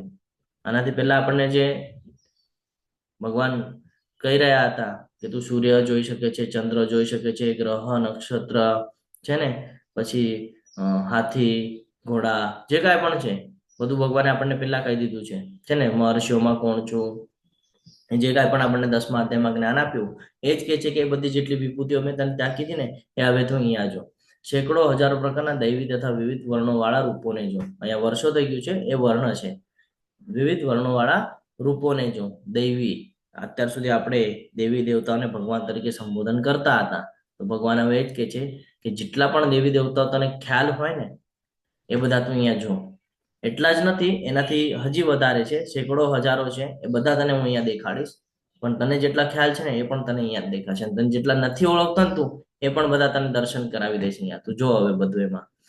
હે ભારત, હવે તું અહીં આદિત્યો, 10મા અધ્યાયમાં ભગવાન કહેતા હતા આપણને, વસુઓ, રુદ્રો, અશ્વિની કુમારો, મરુદગણ તથા અન્ય દેવોના વિભિન્ન રૂપોને જો, એવા અનેક આશ્ચર્યમય રૂપોને જો કે જેમને પૂર્વે કોઈએ ક્યારેય જોયા નથી કે સાંભળ્યા નથી. આપણે અત્યાર સુધી 33 કરોડ દેવતા વિશે સમજ્યા છીએ. તો 33 કરોડ દેવતા કેવી રીતે છે ખબર છે? હરે કૃષ્ણ. અહીંયા ઉલ્લેખ કરવામાં આવેલો છે, આદિત્ય, વસુ, રુદ્રો, અશ્વિની કુમાર. આ જે છે ને, આ લોકોનું કેલ્ક્યુલેશન કરીને 33 કોટી દેવતા, 33 કોટી કહીએ છીએ આપણે, તો 33 પ્રકાર થાય છે, એટલે 33 કોટી દેવતા એવી રીતે વર્ણન છે શાસ્ત્રોની અંદર. તો ભગવાન એ જ કહે છે કે જે 33 કોટી દેવતાઓની તમે ચર્ચા કરો છો ને, એ બધા હવે તને અહીંયા હું બતાડું છું. એની અંદર તને આદિત્યો દેખાઈ જશે, જેટલા વસુઓ છે વસુઓ પણ દેખાઈ જશે, રુદ્રો દેખાઈ જશે, અશ્વિની કુમારો દેખાઈ જશે, મરુદગણ દેખાઈ જશે, અન્ય દેવતાઓ દેખાઈ જશે. એવા આશ્ચર્યમય રૂપો દેખાશે તને કે જે પૂર્વેથી કોઈ દિવસે જોયા પણ નથી અને કોઈ દિવસે તે સાંભળ્યું પણ નહીં હોય. એ તમામ લોકોના હવે દર્શન તું અહીંયા કરીશ. એટલે શું કે છે કે અત્યારે જે લોકમાં તું ઉપસ્થિત છે, એ લોકમાં બેઠા બેઠા તું બીજા અલગ બ્રહ્માંડની અંદર ચક્કર માર્યા જેવું થશે. આપણે અહીંયા બેઠા હોય અને લાઈવ ટેલિકાસ્ટ મેચ ચાલતી હોય, સમજો કોઈ બારે ઓસ્ટ્રેલિયામાં ચાલતી હોય કે કોઈ બહારના દેશમાં ચાલતી હોય, તો આપણે ઘરે બેસીને જોઈએ તો આપણે ક્યાં ફરી આવ્યા? ઇનડાયરેક્ટલી ઓસ્ટ્રેલિયા ફરી આવ્યા, બરોબર ને? ઓસ્ટ્રેલિયાના સ્ટેડિયમમાં ફરી આવ્યા. તો એવી રીતે ભગવાન અર્જુનને કહે છે કે તું અત્યારે દ્વાપરમાં બેઠો છે ને, દ્વાપર યુગની અંદર છે ને, હું તને અલગ અલગ યુગની અંદર પણ લઈ જઈશ અને અલગ અલગ બ્રહ્માંડની અંદર પણ લઈ જઈશ, અહીંયા બેઠા બેઠા. કારણ કે ત્યાંના જે દેવી દેવતાઓ છે એ તો તને ખ્યાલ બી નથી, ત્યાં કોણ કોણ છે એ તો તને ખ્યાલ બી નથી. એ બધાને તું અહીંયા જોઈ શકે છે. એ બધાને તું આની અંદર જો, જે આનાથી પહેલા તે કોઈ દિવસે જોયા નથી અને કોઈ દિવસે સાંભળ્યા નથી. હે અર્જુન, તું જે કંઈ જોવા ઈચ્છે છે તે હમણાં જ મારા દેહમાં જો. ભગવાન અહીંયા એને એક હિન્ટ આપે છે કે તું યુદ્ધના મેદાનમાં ઊભો છે, તારે જે કાંઈ જોવું છે ને, તું બધું ભૂત ભવિષ્ય વર્તમાન બધું અહીંયા જોઈ શકે છે મારી દેહની અંદર. તું અત્યારે અને ભવિષ્યમાં પણ જે જે જોવા ઈચ્છતો હોય તે સર્વ વિશ્વરૂપમાં જોઈ શકીશ. અહીં એક જ સ્થાનમાં સ્થાવર અને જંગમ બધું જ સંપૂર્ણપણે અવસ્થિત છે. જે આ ભૌતિક પ્રકૃતિના અંદર જે કાંઈ પણ છે, આ 14 લોક, આ 14 લોકના દર્શન હું તને એક જ જગ્યા ઉપર બેસીને કરાવી દઈશ. ગોલોક ચાર્ટ આપણે જ્યારે ભણીએ તો આપણને પણ 14 લોકના દર્શન બેઠી જગ્યાએ થાય. તો ભગવાન શું કરે છે? 14 લોકના દર્શન એક જ જગ્યા ઉપર વિરાટ સ્વરૂપની અંદર બતાડી દે છે. કે અલગ અલગ લોકના અંદર જો આ દેવી દેવતાનું લોક હતું, આ દેવી દેવતાઓ ઉપસ્થિત છે. આ પિતૃનું લોક હતું, જો પિતૃ ઉપસ્થિત છે. આ ઋષિઓની લોક તો જો ઋષિ ઉપસ્થિત છે, આ ઇન્દ્રનો લોક છે જો ઇન્દ્ર ઉપસ્થિત છે, બધું જ બતાડી દેશે ટોટલ. અને હિન્ટ પણ આપી દે છે કે તારે જે કાંઈ પણ જોવું છે એ બધું તું જોઈ શકે છે. અત્યારે શું ચાલી રહ્યું છે વર્તમાન પણ જોવું હોય તો જોઈ શકે છે, ભૂતકાળ તો તને ખબર જ છે, અને ભવિષ્ય તારે જોવું હોય તો તું અહીંયા એ પણ જોઈ લેજે, કાંઈ વાંધો નથી. આપણને જો આવી રીતે આપણું ભવિષ્ય બતાડવામાં આવે તો આપણે પણ ઈચ્છા રાખીએ ને કે ભવિષ્યમાં શું થવાનું છે મારે જાણવું છે. જ્યાં સુધી આપણે ભૌતિક જગતમાં જીવન જીવતા હોય ને, ભૌતિક જગતના આ સંસાધનોની સાથે સંકળાયેલા હોય ને, ત્યાં સુધી આપણી એવી ઈચ્છા થાય કે ભાઈ આ ભૌતિક જગતની અંદર શું છે મારે જોવું છે, હજી આગળ શું થશે, મારા ભવિષ્યનું શું થશે. પણ જ્યારે ભક્તિ માર્ગમાં આવી જાય ને તો એની વિચારસરણી બદલાઈ ગઈ હોય, એને ભવિષ્યની ચિંતા ન હોય, એ વર્તમાનમાં જીવતા હોય, એને ભવિષ્યની કોઈ દિવસે ચિંતા ન હોય. એનું એક જ માનવું હોય કે અત્યારે સમય મળ્યો છે ને એ હું ભક્તિમાં લગાડી દઉં, ભવિષ્યનું કઈ ચિંતા કરવાની આવશ્યકતા નથી, ભવિષ્ય બધું ભગવાન ઉપર છોડી દે. તો આ સમજવું બહુ જરૂરી છે. સ્થાવર હોય કે જંગમ બધું બતાડી દે છે, પરંતુ તું મને તારી આ વર્તમાન આંખે જોઈ નહીં શકે, તેથી હું તને દિવ્ય નેત્રો આપું છું, અને એનાથી હવે તું મારા યોગ અને ઐશ્વર્યને જોઈ શકીશ. આપણે સાધારણ આંખથી આ બધું જોઈ શકવાના નથી. આપણે તો ભક્તિ નથી સમજી શકતા આટલું જ્ઞાન પ્રાપ્ત કર્યા પછી, પણ આપણી ઇન્દ્રિય એટલી અપૂર્ણ છે, એટલી અપૂર્ણ છે, અથવા તો એટલા બધા માયાના હેઠળ છીએ આપણે કે આપણે આટલું જ્ઞાન પ્રાપ્ત કર્યા પછી ભક્તિ નથી સમજી શકતા. આપણને હજી પણ એવું થાય કે ભાઈ મંગળા આરતીમાં સવારે જોડાવાનું છે, અમુક લોકો જોડાય, અમુક લોકો નથી જોડાતા, અમુક લોકો સિરિયસલી ફોલો કરે અમુક નિયમને, અમુક લોકો ફોલો નથી કરી શકતા, અમુક લોકો સિરિયસલી ભક્તિમાં તલ્લીન થતા હોય, અમુક લોકો નથી કરી શકતા. શું કામ? ઇન્દ્રિયોના લીધે. ઇન્દ્રિયો વ્યસ્ત છે ક્યાં? તો કે ભૌતિક જગતમાં, એટલે નથી કરી શકતા. તો એની માટે જરૂર પડે દિવ્ય શક્તિની. તો એ દિવ્ય શક્તિ એટલે અહીંયા દિવ્ય નેત્ર આપે છે, અને આપણી માટે દિવ્ય શક્તિ એટલે આ બધું જ્ઞાન છે, કે આ જ્ઞાનના ચશ્મા દ્વારા આપણે આ વિરાટ સ્વરૂપના દર્શન કરવાના છે. જેણે જેટલી વધારે ભક્તિ કરી હશે એટલું વધારે આ સરળતાથી સમજી શકશે. તો શ્લોક નંબર 5 થી લઈને તે 8મા શ્લોક સુધી હવે ભગવાન એમના જે અલગ અલગ રૂપો છે એ રૂપોનું વર્ણન કરશે. કૃષ્ણ વૈવિધ્યસભર સ્વરૂપો બતાવે છે. અહીંયા શરૂઆત કરે છે અદ્ભુત સ્વરૂપોની દ્રષ્ટિ, કે અલગ અલગ જે રૂપો છે એને જોઈને આપણે પણ સમજી શકીએ કે ભગવાન આ લોકોનું નિર્માણ કેવી રીતે કરે છે. આ વિશે અગાઉ કોઈએ ક્યારેય જોયું નથી અથવા સાંભળ્યું નથી. આપણે જ્યારે કોઈ લોકની વાત કરીએ, ફોર એક્ઝામ્પલ આપણે ઇન્દ્રલોકની વાત કરીએ કે કોઈ દેવી દેવતાના લોકની વાત કરીએ, તો ત્યાંનું એટમોસ્ફિયર કેવું છે આપણને ખબર નથી, ત્યાં કોણ કોણ વાસ કરે છે આપણને ખબર નથી. પરંતુ જ્યારે આપણે વિરાટ સ્વરૂપના દર્શન કરશું તો આપણને ખબર પડી જશે કે હા આ લોકની અંદર આ લોકો રહે છે, આ લોકની અંદર આ લોકો રહે છે, ખબર પડી જશે. જોકે ભગવાન આનાથી પહેલા આપણને કીધું છે, હવે જે કીધું છે ને એ બતાડે છે. કોઈ આપણી સાથે બેઠા, એક ભૌતિક જગતનું ઉદાહરણ લઈએ, આપણે 6-7 લોકો બેઠા હોઈએ અને બેઠા બેઠા ચર્ચા નીકળે કે ભાઈ આવી રીતે હવે સ્પર્ધા ચાલુ થવાની છે, આ સ્પર્ધામાં આપણે ભાગ લેવાનું છે. કોઈને જ ખબર નથી કોના અંદર કઈ ક્વોલિટી છે.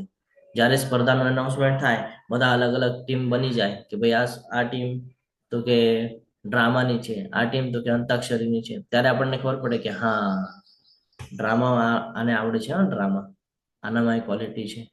આનાથી પહેલા આપણે જોયું હતું કે આપણે નોર્મલ બધા ભક્તો સાથે ચર્ચા કરતા હતા, જ્ઞાનની વાત કરતા હતા, ભક્તિ કરતા હતા, મંગળા આરતી કરતા હતા. પણ આજે ખબર પડી એનાઉન્સમેન્ટ થયા પછી કે ભાઈ આને તો ડ્રામામાં પણ ઇન્ટરેસ્ટ છે, આ તો લેખન પણ સારું કરી શકે છે, આ તો ભક્તિની સાથે સાથે એક્ટિંગ પણ સારી કરી શકે છે, આ તો અંતાક્ષરી પણ સારી કરી શકે છે, અને એટલા બધા શ્લોક પાકા છે. હું તો ઘણા સમયથી શ્લોક પાકા કરું છું, મારે તો થતા નથી, અને આટલા બધા પાકા થઈ ગયા. ત્યારે એની શક્તિ આપણને ખબર પડે છે. તો સેમ એજ છે કે જ્યાં સુધી આપણે જોઈએ નહીં, સાંભળીએ ત્યારે આપણે ઠીક છે, આપણે સાંભળીએ તો આપણને લાગે કે હા, આપણને ત્યારે પણ તર્ક વિતર્ક હોય કે શું આ કરી શકશે, શું આ કરી શકશે. પણ જ્યારે એ કરીને બતાડે ત્યારે પછી આપણે આશ્ચર્યચકિત થઈ છે, નહીં એને કર્યું, લાગ્યું નહોતું, મને તો એમ લાગતું ખાલી ભક્તિ જ કરશે, એનામાં બીજી બી ક્વોલિટી હશે, મને લાગ્યું નહોતું. તો આ ક્યારે ખબર પડે? જ્યારે શક્તિનું પ્રદર્શન થાય. તો સેમ અહીંયા ભગવાન પણ એ જ કહે છે 6 શ્લોકની અંદર કે આ વિશે અગાઉ કોઈએ ક્યારેય જોયું નથી અથવા સાંભળ્યું નથી, કારણ કે ભગવાને કોઈને આ સ્વરૂપ જ બતાડ્યું નથી. ઇવન દેવી દેવતાઓ છે એ લોકોને પણ નથી ખબર, એ લોકોને પણ આ સ્વરૂપના વિશે ખબર નથી. સમગ્ર બ્રહ્માંડની દ્રષ્ટિ એ આખી અલગ છે. તો એ બ્રહ્માંડની આખું બ્રહ્માંડ તમને આખું પૃથ્વીનો ગોળો તમને એક જ જગ્યા બતાડવામાં આવે તો તમને ત્યારે નોર્મલ લાગે, પણ જ્યારે આજુબાજુના બધા કહીએ ને કે લોક બતાડવામાં આવે તો તમને આશ્ચર્ય થાય કે ભાઈ 14 લોક છે, હું તો ખાલી પૃથ્વી વિશે જાણતો હતો, અહીંયા તો 14 લોક છે. પછી જયારે ગોલોક ચાર્ટ બને તો ખબર પડે અરે 14 લોક નહીં, આનાથી પણ પરે જવાનું છે, ભગવાનના ધામમાં જવાનું છે. તો કે ભાઈ આવી ગયું ભગવાન, તો કે ના, આ તો ભગવાનનું ઓફિસ છે, ભગવાનનું ધામ તો હજી ઉપર છે. તો આ જે બ્રહ્માંડ છે એને કોણ સમજી શકે? જે ભક્તિમાં હોય એ જ સમજી શકે કે બ્રહ્માંડ શું છે અને કોના દ્વારા સ્થાપિત છે. ભૂતકાળ, વર્તમાનકાળ અને ભવિષ્યકાળ એ પણ અહીંયા બતાડી દે છે. અને દિવ્ય દ્રષ્ટિની જરૂર એટલા માટે પડે છે કે કૃષ્ણની કૃપા હોય તો જ આ બધું આપણે જોઈ શકીએ છીએ. એના અથવા આ બધું જોઈ શકતા નથી. કોઈ ગમે એટલા કહીએ ને કે મહાન ધુરંધરો હોય, પોતાને બહુ મોટા સાયન્ટિસ્ટ પણ માનતા હોય, પણ એ લોકો પણ ભગવાનને સમજી શકતા નથી. પરંતુ એક અભણ સામાન્ય મનુષ્ય જો ભક્તિમાં આવેલો હોય તો એ ભગવાનને તરત જ સમજી જાય છે. આ ડિફરન્સ છે. એની માટે કોઈ એજ્યુકેશન લેવાની જરૂરત નથી. એની માટે ભગવાન કહે છે ખાલી ભક્તિ કરતો પણ તને બધું પ્રાપ્ત થઈ જશે. તો સંજયજી આ વિશ્વરૂપનું વર્ણન કરી રહ્યા છે. સંજયજી વર્ણવે છે કે કૃષ્ણ અર્જુનને કેવી રીતે જરૂરી દ્રષ્ટિ આપે છે જેનાથી આ બધું જોઈ શકે. અને ત્યારબાદ અર્જુનજી કૃષ્ણના વિશ્વરૂપને જોવે છે. કૃષ્ણના વિશ્વરૂપનું ઐશ્વર્ય ખબર પડે છે. કૃષ્ણનું કાળરૂપનું સ્વરૂપ અહીંયા ખબર પડે છે. એ હવે જ્ઞાન આપણે પણ લેવા જઈ રહ્યા છે. તમને ડાઉટ આવશે એવું કઈ અહીંયા છે નહીં, પણ તો પણ આવે તો તમે એડ્રેસ કરીને પૂછી લેજો. બહુ મહત્વનું છે.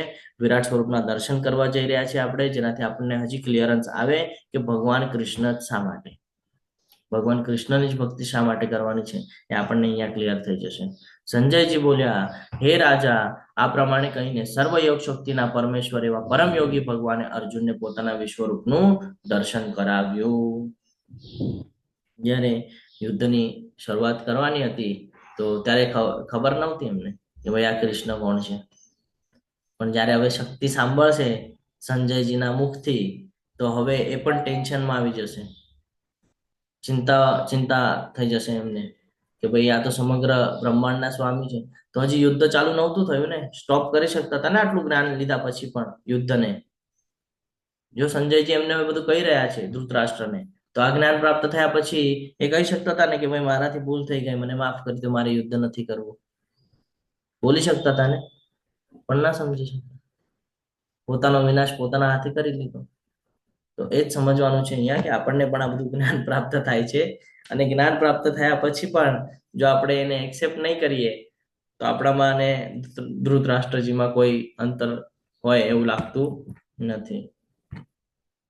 અર્જુન તે વિશ્વરૂપની અંદર અસંખ્ય મુખ, અસંખ્ય નેત્ર, અસંખ્ય આશ્ચર્યમય દ્રશ્યો જોયા. આ રૂપ અનેક દિવ્ય આભૂષણોથી અલંકૃત હતું તથા અનેક દિવ્ય શસ્ત્રોથી સજ્જ હતું. તે દૈવી માળાઓ તથા વસ્ત્રોથી શોભતું હતું અને અનેક સુગંધી દ્રવ્યોના વિલેપન વાળું હતું. બધું જ આશ્ચર્યમય, તેજોમય, અસીમ તથા સર્વવ્યાપક હતું. કે છે કે વિશ્વરૂપનું જ્યારે દર્શનની શરૂઆત કરી, ભગવાને જ્યારે એમનું વિરાટ સ્વરૂપ દેખાડ્યું ત્યારે અર્જુનને એના કહે ને કે દ્રષ્ટિની સામે અસંખ્ય એવા મુખ દેખાણા, જેની અંદર બ્રહ્માજી, શિવજી, હનુમાનજી બધા જ દેખાઈ રહ્યા છે. બધા જેટલા પણ દેવી દેવતાઓને આપણે ઉપાસના કરીએ છીએ બધા જ એમાં આવી ગયા, બધા દેખાઈ રહ્યા છે. અસંખ્ય નેત્ર જ દેખાય છે. હવે જેટલા મુખ છે બધાના 2 નેત્રના હિસાબથી નેત્ર પણ ઘણા બધા થઈ જાય, બરાબર. અસંખ્ય આશ્ચર્યમય દ્રશ્યો જોયા, જેની અંદર દિવ્ય આભૂષણોથી અલંકૃત એવું શરીર, ભગવાનનું જે બોડી છે એ દિવ્ય આભૂષણોથી હતું. જે આભૂષણ બધા ચમકતા હતા, એટલે આભૂષણનો જ પ્રકાશ એટલો બધો હતો કે બધું ચમકતું હતું.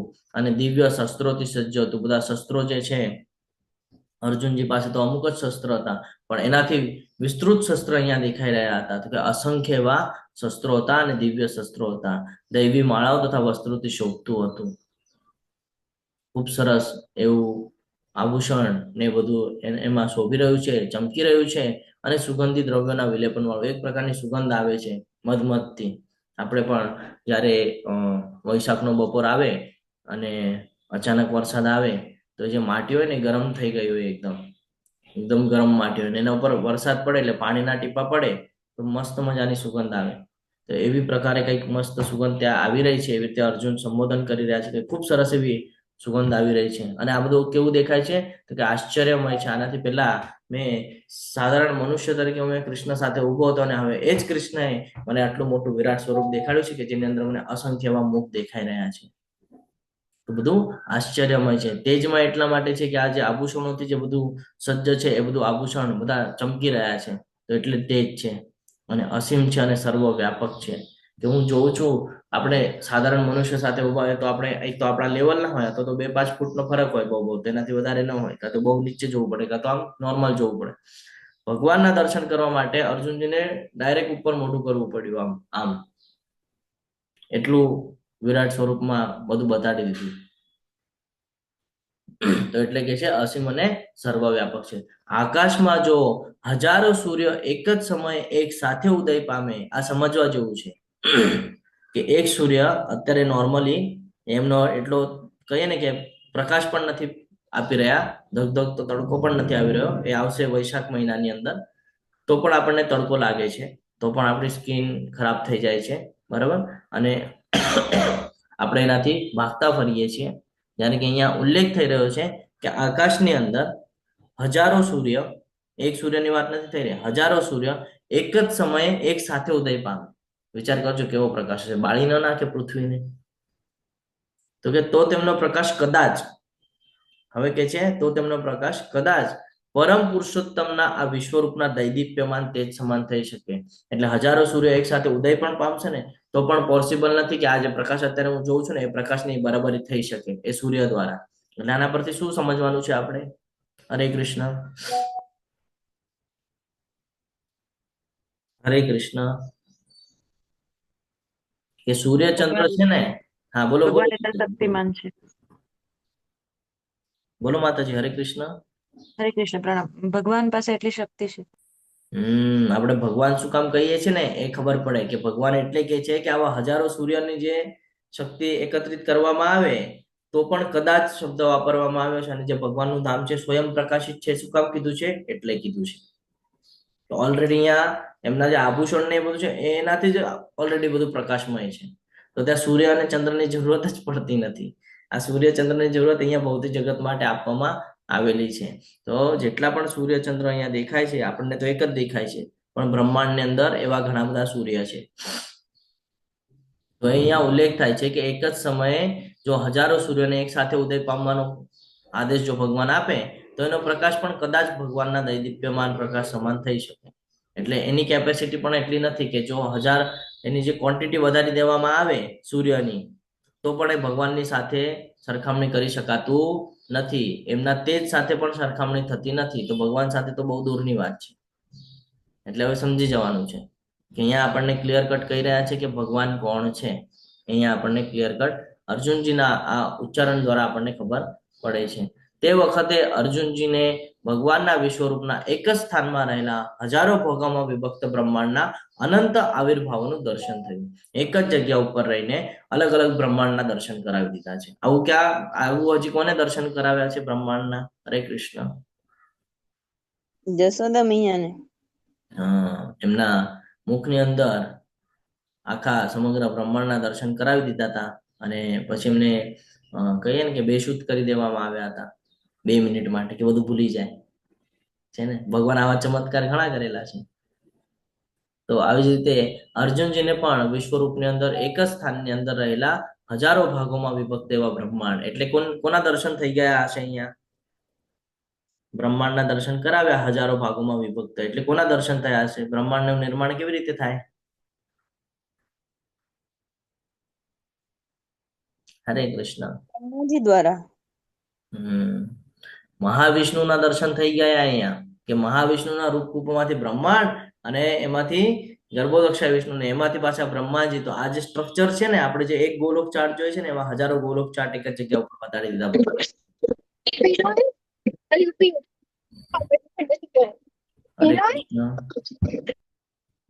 તો ભગવાને એક જ જગ્યાની અંદર ઘણા બધા બ્રહ્માંડોનું દર્શન અર્જુનજીને કરાવી આપ્યું. એટલે કોઈ હવે કે ભાઈ ભગવાન કોણ છે, તો એને કહેવાનું વિશ્વરૂપના દર્શન કરાવો તો અમે માનીએ ભગવાન છે.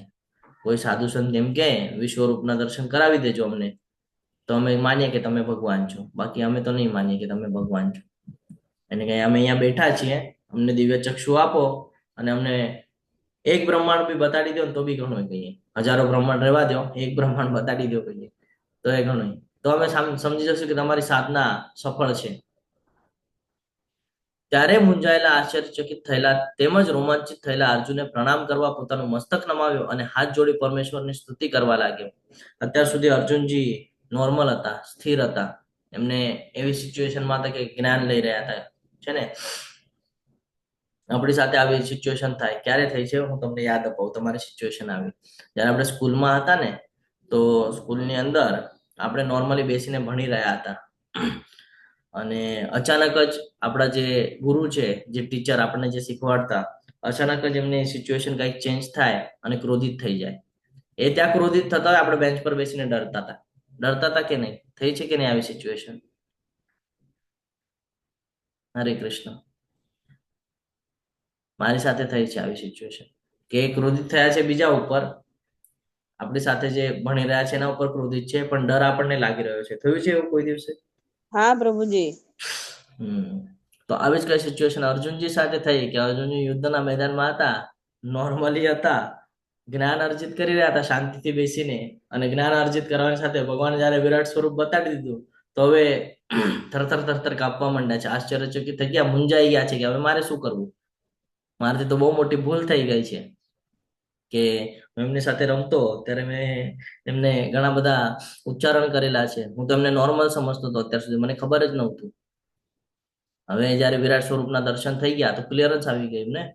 જયારે તમારી સાથે એવું કોઈ સિચ્યુએશન બને કે કોઈ તમને કહે કે ભાઈ આવી રીતે છે, આવી રીતે છે, જયારે તમારી સાથે ચર્ચા કરે ત્યારે તમને એમ ના લાગે કે ભાઈ હા બોલે છે એ બધું સાચું છે, પણ જયારે વાસ્તવિક તમને બતાડે કરીને નહીં હોય એને કર્યું, આપણે આશ્ચર્યચકિત થઈ જઈએ ને.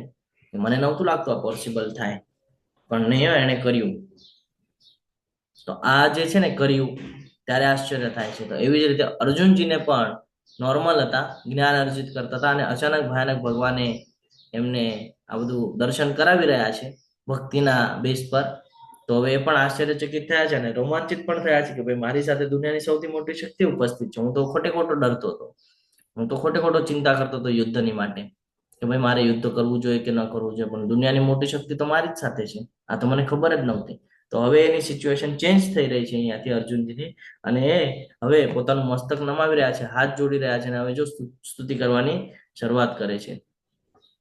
તો અહીંયા ભગવાનના સર્વોચ્ચ વ્યક્તિત્વ સાથે અનુભવાયેલા મુખ્ય 5 ગુણાતીત રસ છે, જેમાં શાંતિ રસ, દાસ્ય રસ, સાંખ્ય રસ, વાત્સલ્ય અને માધુર્ય રસ જોવા મળે છે.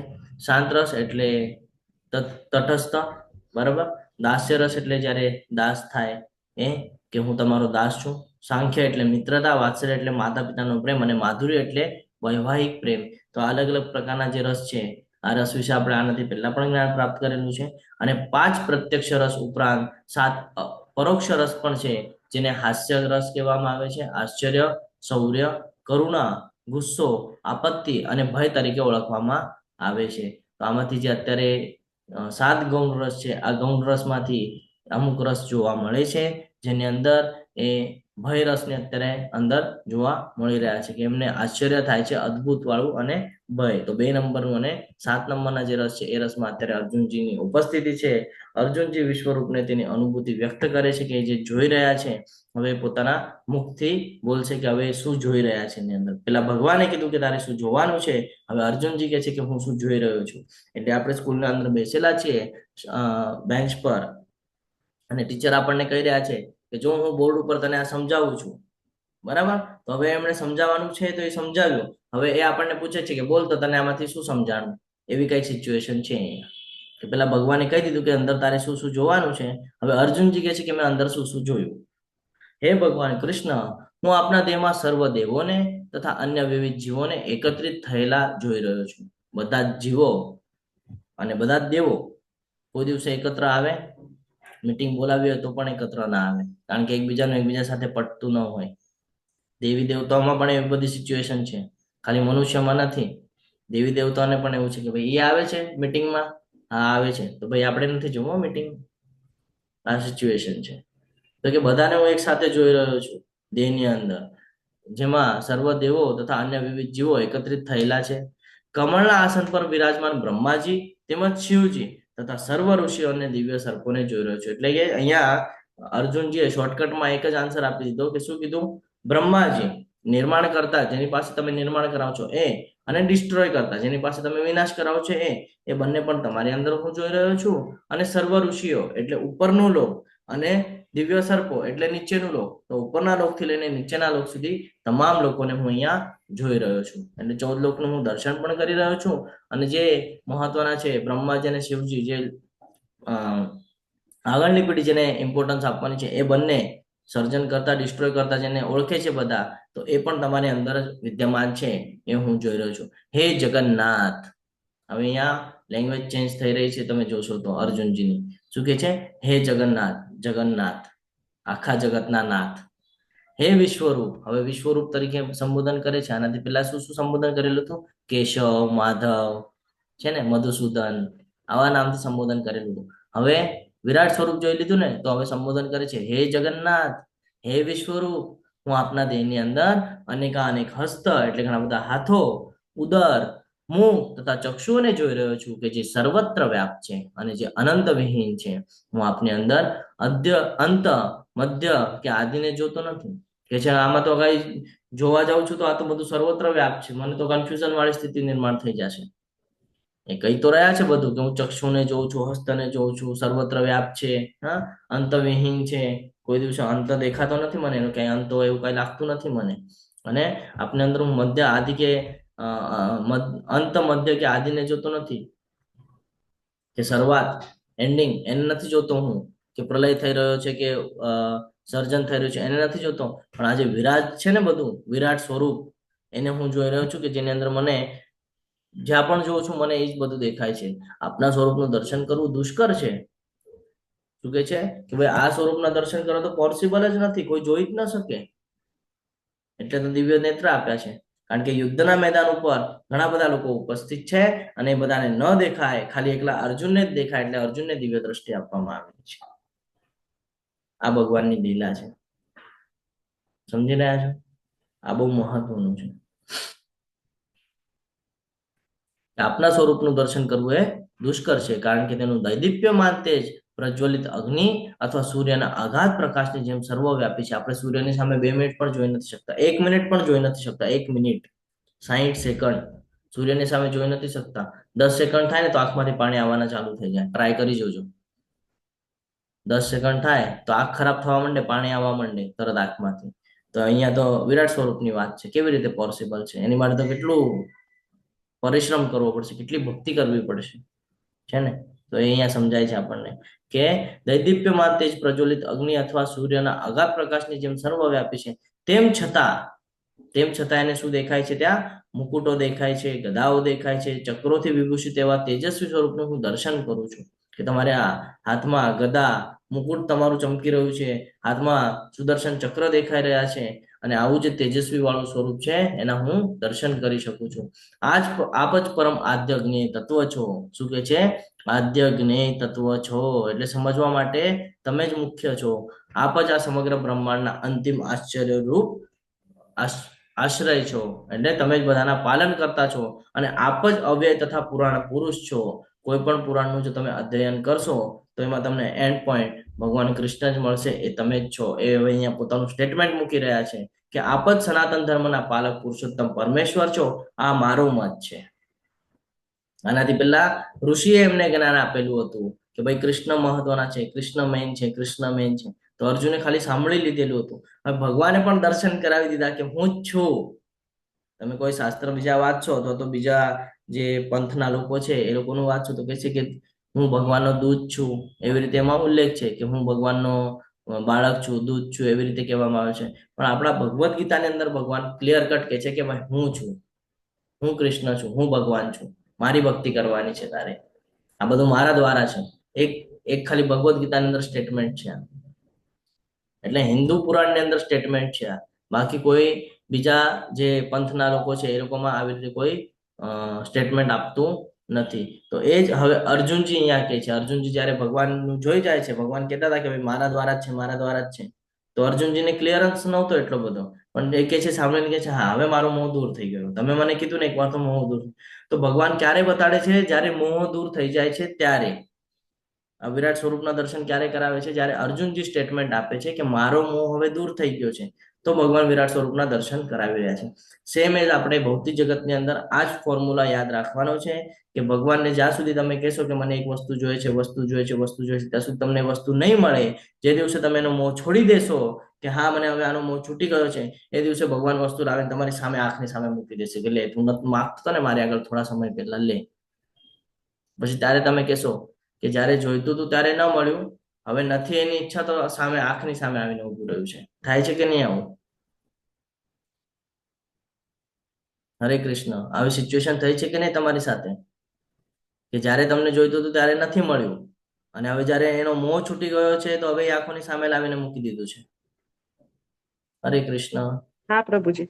હા પ્રભુજી થાય. તો આના પરથી શું શીખવાનું છે? આપણે આ શ્લોક ઉપરથી શું શીખવામાં આવે? આપણને ભૌતિક જગતનું જ્ઞાન લેવું હોય તો મોહ રાખવાનો નહીં કોઈ બાબતનો. કારણ કે જ્યારે મોહ નહીં રાખે ને ત્યારે જે વસ્તુ પ્રાપ્ત થશે, મોહ રાખશું તો એ વસ્તુ મળશે જ નહીં. તો ભગવાન એ જ પેલા અર્જુનજીને આ જો આ 11મો અધ્યાય છે ને, આપણે જેવી રીતે થિંકિંગ કરશું ને એ પ્રમાણે આપણને સમજવાનું મહત્વનું છે. આપણે કયા પણ એંગલથી જોશું ને તો આપણને ક્લિયરન્સ આવી જશે કે ભગવાન એક જ કહે છે. અર્જુનજીને પણ એ જ કર્યું. અર્જુનજીને પેલા વ્યાસદેવને બધા પાસેથી જ્ઞાન પ્રાપ્ત થયું કે ભગવાન કૃષ્ણ, ભગવાન કૃષ્ણ, ભગવાન કૃષ્ણ. તો કે હા ઠીક છે બાબા, ભગવાન કૃષ્ણ. ઓકે. પછી ભગવાન કૃષ્ણ કે છે હું જ છું, હું જ છું, હું જ છું. તો કે છે હા ચલો હવે મને ક્લિયર થઈ ગયું કે તમે જ છો, કારણ કે મેં પહેલા પણ સાંભળેલું હતું, એને પણ મને એ જ કીધું અને હવે તમે પણ મને એ જ કહો છો, તો ચલો હું એક્સેપ્ટ કરી લીધું છે મેં. હવે જ્યારે એક્સેપ્ટ કરી લીધું તો ભગવાને ડાયરેક્ટ વિરાટ સ્વરૂપ ડાયરેક્ટ બતાડી દીધું કે લે હવે જોઈ લે. અને હવે પોતે સ્ટેટમેન્ટ આપે છે. હવે પોતાનું બધું ક્લિયરન્સ થઈ ગયું તો હવે પોતે સ્ટેટમેન્ટ આપે છે કે આપ જ પરમ આજ્ઞાને તત્વ છો, જેને જાણવા જેવું આપ જ છો અને આપ જ સમગ્ર બ્રહ્માંડના અંતિમ આશ્રય રૂપ પણ છો. એટલે બધાને સંભાળવાળા પણ તમે જ છો. આપ જ અવ્યય તથા પુરાણ પુરુષ છો. આપ જ સનાતન ધર્મના પાલક પુરુષ છો, પરમેશ્વર પણ છો. આજ મારો મત છે. હવે સ્ટેટમેન્ટ આપે છે. તો જ્યારે અર્જુનજીને કહેતા હતા ત્યારે પેલા અર્જુનજીને ક્લિયરન્સ નહોતો, પણ હવે જ્યારે વિરાટ સ્વરૂપ જોઈ લીધું તો ફૂલ ક્લિયરન્સ આવી ગયો. અને હવે જુઓ એનું સ્ટેટમેન્ટ કેવું ચેન્જ થાય છે અર્જુનજીનું. આપ આદિ મધ્ય તથા અંતથી રહિત છો. એટલે આ જે ભૌતિક જગત છે એનાથી પર છો, એવી રીતે અહીંયા સ્ટેટમેન્ટ આપી રહ્યા છે કે આપ જ આદિ મધ્ય તથા અંતથી રહિત છો. આપ અપાર મહિમાશાળી છો. આપની ભુજાઓ અગણિત છે અને સૂર્ય ચંદ્ર આપની આંખો છે. આ સ્ટેટમેન્ટ ભગવાન પહેલા પણ આપતા હતા કે ભાઈ સૂર્ય અને ચંદ્ર છે એ મારી આંખો સમાન છે, મારા અંગો સમાન છે. આનાથી પહેલા ભગવાને એ સ્ટેટમેન્ટ આપ્યો અને એ જ હવે અર્જુનજી કહી રહ્યા છે કે સૂર્ય તથા ચંદ્ર આપની આંખો છે. હું આપના મુખમાંથી પ્રજ્વલિત અગ્નિ નીકળતો તથા આપના તેજથી આ સંપૂર્ણ બ્રહ્માંડને તપતો જોઈ રહ્યો છું. કેવી રીતે તપે છે આ બ્રહ્માંડ? તો કે આપના મુખમાંથી જે અગ્નિ, જે જ્વાળા નીકળી રહી છે એના તેજથી આ સમગ્ર બ્રહ્માંડ તપી રહ્યું છે. આપ કેવળ એક છો, તેમ છતાં આપ આકાશ તથા સર્વલોક તેમજ તેમની વચ્ચે રહેલા સમગ્ર અવકાશમાં વ્યાપેલા છો. હે મહાત્મા, આપના વિસ્મયજનક તથા ઉગ્ર રૂપને જોઈ બધા લોકો ભયભીત છે. જે ભગવાન આનંદથી પેલા સ્ટેટમેન્ટ આપતા હતા કે હું જ છું, મારા પુરુષ અવતારો છે, મારા શ્વાસ અવતાર તરીકે હું શિરોદક્ષાય વિષ્ણુ બનીને બધાના હૃદયમાં વાસ કરું છું. પણ ત્યારે અર્જુનજી કન્ફ્યુઝન વાળી સ્થિતિમાં હતા કે હા હશે, ભગવાને કીધું છે ને હશે હશે. પણ હવે એ સ્ટેટમેન્ટ અર્જુનજી આપી રહ્યા છે કે આપ કેવળ એક જ છો, તેમ છતાં આપ આકાશ તથા સર્વલોકમાં તથા તેમની વચ્ચે રહેલા સમગ્ર અવકાશમાં વ્યાપ્ત છો. એટલે મહાવિષ્ણુ, ગર્ભોદક્ષાય વિષ્ણુ અને શિરોદક્ષાય વિષ્ણુ એમ અહીંયા ઉલ્લેખ કરી રહ્યા છે. હે મહાત્મા, આપના વિસ્મયજનક તથા ઉગ્ર રૂપને જોઈ બધા લોકો ભયભીત છે. જ્યારે આપણી સામે પણ આવી સિચ્યુએશન મૂકવામાં આવે કે કોઈ એક વ્યક્તિને આપણને શક્તિ ખબર ન હોય અને જ્યારે આપણને એની શક્તિની અનુભૂતિ કરાવે તો આપણને પણ આશ્ચર્ય થાય ને કે લાગ્યું નહોતું આટલું બધું કરી લેશે, પણ થઈ ગયું. તો આ સિચ્યુએશન અર્જુનજી સાથે થાય છે. કારણ કે ફ્રેન્ડ હતા, નોર્મલી ઉભા હતા એની સાથે યુદ્ધના મેદાનમાં. ખબર નહોતી કે આ તો સમગ્ર બ્રહ્માંડના રચયિતા છે, ખબર નહોતી. હવે એ ખબર પડી રહી છે. તો હવે ધીરે ધીરે એના અંદર જોશ ભરાઈ રહ્યો છે, ઉત્સાહ આવી રહ્યો છે. કેમ? તો કે ભાઈ દુનિયાની સૌથી મોટી શક્તિ મારી સાથે યુદ્ધમાં છે ને એ મારા સારથી તરીકે છે. તો હવે એટલે અહીંયા સ્ટેટમેન્ટ જો એમના કેવા આવી રહ્યા છે. દેવોના સમસ્ત સમૂહ આપના શરણે આવી રહ્યા છે અને આપનામાં પ્રવેશ કરી રહ્યા છે. તેઓમાંના કેટલાક ભયભીત થઈને હાથ જોડી આપની પ્રાર્થના કરી રહ્યા છે. મહર્ષિઓ તથા સિદ્ધોના વૃંદો કલ્યાણ થાવ એમ કહી વૈદિક મંત્રોના ગાન વડે આપની સ્તુતિ કરી રહ્યા છે. હવે એમને આ જે સમગ્ર બ્રહ્માંડ છે એ બ્રહ્માંડની અંદર લઈ ગયા છે.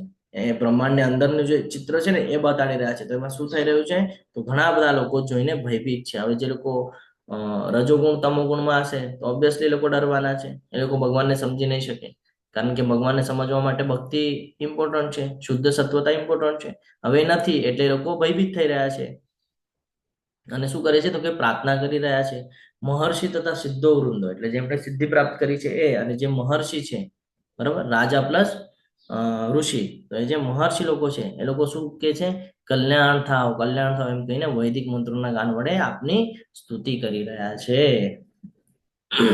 શિવજીના સર્વ આવિર્ભાવો, બરાબર, શિવજી સૌથી ઇમ્પોર્ટન્ટ ગણવામાં આવે છે અત્યારે ભૌતિક જગતની અંદર. ઘણા બધા લોકો એમના ખૂબ ઉપાસક આપણને જોવા મળે છે. તો કે શિવજી છે ને એમના જેટલા પણ આવિર્ભાવો છે એ બધા આવિર્ભાવો આદિત્યો, વસુઓ, સાધ્ય, વિશ્વદેવો, બંને અશ્વિની કુમારો, મરુદગણ, પિતૃગણ, ગંધર્વ, યક્ષ, અસુર, સિદ્ધદેવો આ બધા જ આપનું દર્શન વિસ્મયપૂર્વક કરી રહ્યા છે. એટલે શું કે સમગ્ર બ્રહ્માંડની અંદર જે કોઈ પણ છે બધાને કોની ભક્તિ કરવી પડે છે? ભગવાનની ભક્તિ કરવી પડે છે. તમે કયા પણ લોકમાં જશો તો ત્યાં તમે જોશો કે તમે જે લોકને ઇમ્પોર્ટન્સ આપતા હતા એના જે મુખ્ય છે એ બધા ભગવાનના શરણમાં છે ઓલરેડી. જેમાં શિવજી પણ આવી ગયા, એમના આવિર્ભાવો આદિત્યો જેટલા પણ છે, વસુઓ જેટલા પણ છે, સાધ્યો છે, વિશ્વદેવો એટલે અલગ અલગ જે લોક છે એમાં બધાને દેવ એટલે કહે ને મુખ્ય તરીકે પદવી આપેલી હોય. તો એના મુખ્ય જે છે બંને અશ્વિની કુમારો. તો અશ્વિની કુમાર કોણ છે? તો કે ડોક્ટર છે. કોના ડોક્ટર છે? તો કે દેવી દેવતાઓના ડોક્ટર છે. તો કે એ મરુદગણ, બરાબર, પિતૃગણ પણ આપણને ખબર છે, આપણે ચર્ચા કરી છે. ગંધર્વ એક લોક છે જ્યાં ગાયન સંગીત ને બધું ચાલે છે એ. યક્ષ, અસુર આપણે એની પણ ચર્ચા કરી ગયા છે, ભગવાને આપણને એનું પણ. તથા સિદ્ધ દેવો, જે લોકોએ સિદ્ધિ પ્રાપ્ત કરી છે એ બધા લોકો, આ બધા આપનું દર્શન વિસ્મયપૂર્વક કરી રહ્યા છે. એટલે તમે ઉપરના લોકથી લઈને નીચેના લોકમાં તમે ક્યાંય પણ જશો તો તમને એક જ દેખાશે કે એના જે મુખ્યા છે એ મુખ્યા પણ ભગવાન વિષ્ણુના શરણમાં છે. આપણે એનું ઉદાહરણ પણ લીધેલું યમરાજ અને શનિ ને એ બધાથી. ગ્રહ નક્ષત્રોમાં જો તમે જોવા જશો તો સૂર્ય છે, બરાબર, તો સૂર્ય કોની ઉપાસના કરે છે? ભગવાનની. શનિ છે, શનિ કોની ઉપાસના કરે છે? ભગવાનની. કોના ભક્ત છે? ભગવાનના. યમ મહારાજ કોણ છે? ભગવાનના જ ભક્ત છે. તો આ જ્યારે તમે જોશો તો તમને ખબર પડશે કે તમે કોઈ પણ શાસ્ત્રોના જ્યારે એન્ડમાં જશો તો ભગવાન કૃષ્ણના શરણમાં જ છે બધા. એમના દ્વારા જ બધું ચાલી રહ્યું છે. એમને ખબર છે કે ભાઈ અમે અહીંયા અમારા મન મરજી પ્રમાણે કઈ જ નહીં કરી શકીએ. તો એવી જ રીતે આપણી માટે પણ છે કે આપણે અહીંયા છીએ તો આપણે પણ મૃત્યુલોકની અંદર છે ને, મૃત્યુલોકની અંદર એક નાની એવી પૃથ્વી છે, અને આ પૃથ્વીની અંદર એક સ્ટેટ છે, સ્ટેટની અંદર એક શહેર છે કે ગામડું છે, ગામડાની અંદર આપણે વાસ કરી રહ્યા છીએ. તો આપણે કહીએ ને કે આપણી સામે ઓલું કીડીયું હોય ને, કીડી, એ કીડી કરતા પણ નાનું જે જીવજંતુ હોય ને આપણે એ પણ નથી. અને આપણે કેટલા મોટા અહંકારમાં જીવન જીવી રહ્યા છીએ કે ભાઈ આપણને ભોગ વિલાસ કરવા. મરુદગણમાં કોણ આવે? મરુદગણમાં હા, આપણે લાસ્ટમાં ચર્ચા કરીએ માતાજી, કારણ ટાઈમ પણ વધારે થઈ ગયો છે અને શ્લોક જરા વધારે બાકી છે, તો આપણે અંતે ચર્ચા કરીએ મરુદગણમાં કોણ કોણ આવે. મરુદગણમાં કોણ આવે એ પણ આપણે ચર્ચા કરશું. વસુઓ, આદિત્યો એ બધા પણ આપણે ચર્ચા કરશું. તો મુખ્યત્વે અહીંયા જાણવા જેવું એ જ છે કે ભગવાન કૃષ્ણ એ જ મેન છે. અને આપણે બધા અહીંયા એમ સમજી રહ્યા છીએ કે મારું મારા દ્વારા તો મને ભોગ વિલાસ માટે આ જન્મ પ્રાપ્ત થયો છે. પણ વાસ્તવિકતા જયારે 11મો અધ્યાય આપણે સમજીએ ને તો એમાં આપણને જ્ઞાન પ્રાપ્ત થાય કે જેના દ્વારા આપણને અહીંયા મોકલવામાં આવેલું છે, જે ઈચ્છાઓ દ્વારા, આ ઈચ્છાઓને આપણે જો બંધનમાંથી છોડી દઈએ, આ ઈચ્છાઓ જો આપણા મગજમાંથી કાઢી નાખીએ અને જો આપણે ભગવાનનું શરણ સ્વીકાર કરીએ તો આપણને ભગવાનના ધામમાં જવાનો અવસર પ્રાપ્ત થઈ શકે છે. નહીં તો આપણે અહીંયા જ ફસાઈ શકીએ છીએ. આ જ્ઞાન આપણને 11મો અધ્યાય સમજીએ ને ત્યારે પ્રાપ્ત થાય છે. હે મહાબાહુ, આપના આ અનેક મુખ, નેત્ર, બાહુ, જાંઘો, ચરણ, ઉદર તથા ભયાનક દાંતવાળા વિરાટ રૂપને જોઈને દેવો સહિત બધા લોકો અત્યંત વ્યથિત થયા છે. અને તે જ પ્રમાણે હું પણ વ્યથિત થયો છું, હું પણ આશ્ચર્યચકિત થયો છું કે તમારા આ જે અનેક મુખ છે, હજારો મુખ દેખાઈ રહ્યા છે. વિચાર કરજો, તમે વિઝ્યુલાઇઝ પણ ન કરી શકો 1000 મુખ એક સાથે દેખાવા. એમાં ચક્ષુઓ, ડરી જઈએ આપણે 10 ફૂટના હાઈટનો વ્યક્તિ હોય ને એને જોઈએ તો એ ડરી જઈએ. અહીંયા તો આ ભગવાનનું જે સ્વરૂપ છે એ અર્જુનજી ઉભા છે અને માથું ડાયરેક્ટ કામ કરવું પડે છે ને ઓલું આકાશ છે ને આકાશને ટચ થઈ રહ્યું છે. ભગવાનનું જે મુકુટ છે એ આકાશને ટચ થઈ રહ્યું છે. એટલે વિચાર કરજો કે આકાશને ટચ થવા જેટલું ભગવાનને કહીએ ને આપણે વિરાટ સ્વરૂપ લેવું પડ્યું કે જેમાં એ બધું જોઈ શકે. એટલે એ કે છે કે હું આજુબાજુ જોઉં છું તો મને બધું ખાલી તમારું જ બધું દેખાય છે, આ બધા આવિર્ભાવ અને એ જ બધું દેખાય છે. બીજું મને આકાશ ક્યાં છે, આકાશ તો દેખાતું જ નથી કે છે, મને આ જ બધું દેખાય છે. તો એટલે એ વ્યથિત થઈ ગયા છે. હે સર્વવ્યાપી વિષ્ણુ, આકાશને સ્પર્શતા, જો આ ભગવાનની લીલા છે. મને ખબર નહોતી, નેક્સ્ટ શ્લોક એ જ છે, આ છે ભગવાન. હે સર્વવ્યાપી વિષ્ણુ, આકાશને સ્પર્શતા અનેક તેજસ્વી રંગથી શોભતા આપને આપના વિસ્ફારિત મુખોને અને આપના અત્યંત જ્યોતિર્મય નેત્રોને જોતા જ મારું ચિત્ત ભયથી વ્યાકુળ થયું છે. આથી હું મારું ચિત્તના ધૈર્ય કે શાંતિને હવે જાળવી શકું તેમ નથી. હવે એની સિચ્યુએશન એવી થઈ રહી છે કે એ જે ટીચર છે એ ક્રોધિત થઈ ગયા. સ્કૂલના અંદર બેઠા છે, આપણે લેક્ચર કરી રહ્યા છે ને એ ક્રોધિત થઈ ગયા. હવે આવી રહ્યા છે આપણી પાસે, બરાબર. એકચ્યુઅલી પ્રોબ્લેમ થયો છે આપણા ફ્રેન્ડનો. આપણા ફ્રેન્ડ ઉપર એ ક્રોધિત થયા છે, એને કંઈક ભૂલ કરી છે એટલે એના પર ક્રોધિત થયા છે. પણ આવી રહ્યા છે આપણી બાજુથી, તો આપણને ડર લાગે કે નહીં કે ભાઈ મારું તો કંઈ ગડબડ નથી ને, મારી પાસે આવી રહ્યા છે. તો આપણા અંદર આમ હાર્ટબીટ વધી જાય આપણી કે ભાઈ આ મારી પાસે શું કામ આવી રહ્યા છે. કન્ફ્યુઝન વાળી સ્થિતિમાં સેમ સિચ્યુએશન અહીંયા અર્જુનજીની થાય છે કે હે સર્વવ્યાપી વિષ્ણુ, આકાશને સ્પર્શતા અનેક તેજસ્વી રંગથી શોભતા આપને આપના વિસ્ફારિત મુખોને અને આપના અત્યંત જ્યોતિર્મય નેત્રોને જોતા જ મારું ચિત્ત ભયથી વ્યાકુળ થઈ ગયું છે. થરથર થરથર કાપવા માંડ્યા છે. હવે કે અત્યાર સુધી તો હું નોર્મલ સમજતો હતો, પણ ભગવાન એમના વિરાટ સ્વરૂપને બતાડીને મને તો હવે આશ્ચર્યચકિત કરી નાખ્યું છે. અને હું મારું ચિત્ત એટલે કે મારું મન ધૈર્ય કે શાંતિને હવે જાળવી શકું એમ નથી. મને હવે હાર્ટ એટેક આવવાની સિચ્યુએશનમાં છું. ઇનડાયરેક્ટલી અર્જુનજી એમ કહે છે કે હવે મને હાર્ટ એટેક આવી જશે, હવે મને હું પોતાને કંટ્રોલ નહીં કરી શકું. મારી આ જે બોડી છે, પ્રકૃતિ છે, આને હું હવે સંયમમાં નહીં રાખી શકું. આ બધું મારા સંયમની બારે થઈ રહ્યું છે. હે દેવાધિદેવ, આનાથી પહેલા સાંભળેલું આવું કોઈ વાક્ય અર્જુનજી દ્વારા? હે દેવાધિદેવ. અર્જુનજીનું સ્ટેટમેન્ટ ચેન્જ થઈ ગયું તરત વિરાટ સ્વરૂપના દર્શનની સાથે. હે દેવાધિદેવ, હે વિશ્વના આધાર, આપ મારા પર અનુગ્રહ કરો.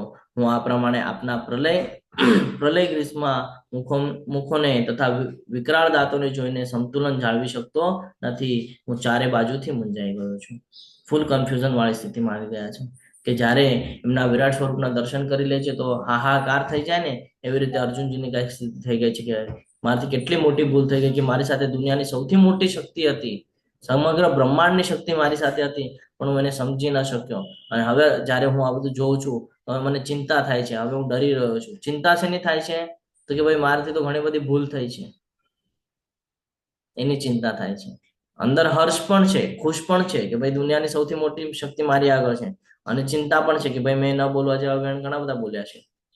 જયારે અમે સાથે રમતા હતા બધું કરતા હતા ત્યારે ઘણું બધું નથી કરવા જેવી બાબતો કરેલી છે. તો એટલે ચિંતિત પણ છે ને ખુશ પણ છે. તો અહીંયા કે છે કે હવે હું મૂંઝાઈ ગયો છું, મને સમજાય જ નથી રહ્યું કે હું શું કરું. જયારે આપણે આપણા ફ્રેન્ડ સાથે હોઈએ અને આપણે એને ખોટું સમજી લીધું હોય અને પછી જયારે ક્લિયરન્સ આપે આપણને કે નહીં ભાઈ આવું કઈ નહોતું, તો આપણે મૂંઝાઈ જઈએ ને, આપણને એવું થાય ને કે ભાઈ ખોટું આપણે એવું કર્યું, નહોતું કરવું જોઈએ. આવી કોઈ સિચ્યુએશન થાય ને તો આપણો કોઈ સાથે ઝઘડો થાય તો આપણને થાય મારે એવું નહોતું બોલવું જોઈતું. આ જે સિચ્યુએશન થાય એવા એ જે ફીલ છે ને એ ફીલ અર્જુનજી અત્યારે કરી રહ્યા છે કે યાર મારી સાથે કૃષ્ણ ઉપસ્થિત હતા અને હું એમને સમજી કેમ ન શક્યો, મૂંઝાઈ ગયા. હવે તો હું શું બોલું,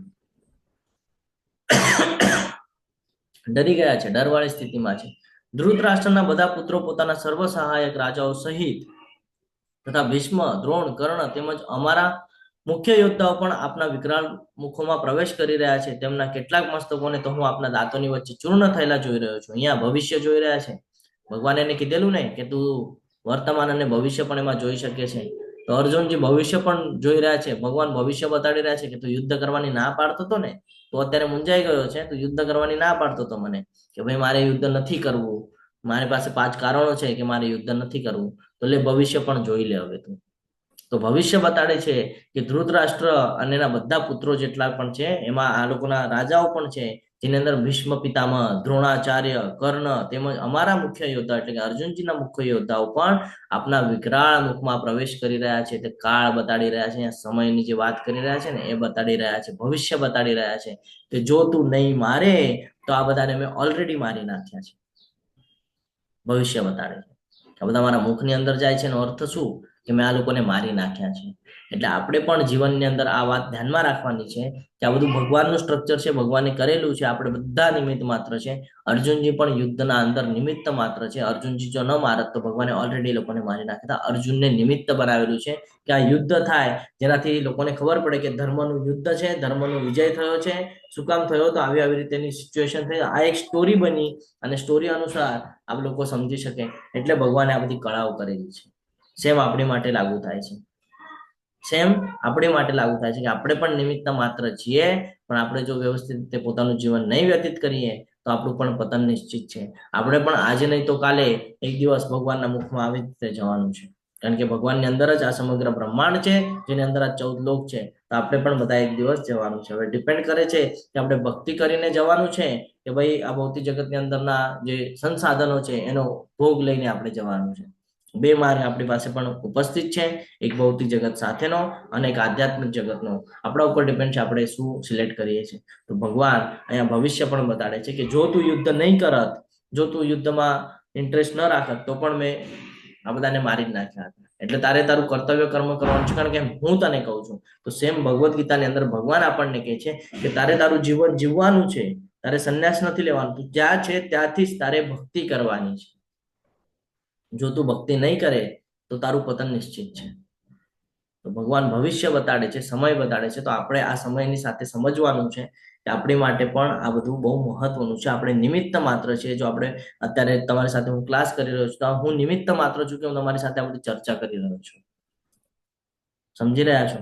ભગવાને મને માધ્યમ બનાવી રાખ્યું છે કે ભાઈ આવી રીતે તું દીક્ષા લઈશ, પછી તું ભગવાનના શરણમાં આવીશ તો તને દીક્ષા પ્રાપ્ત થશે.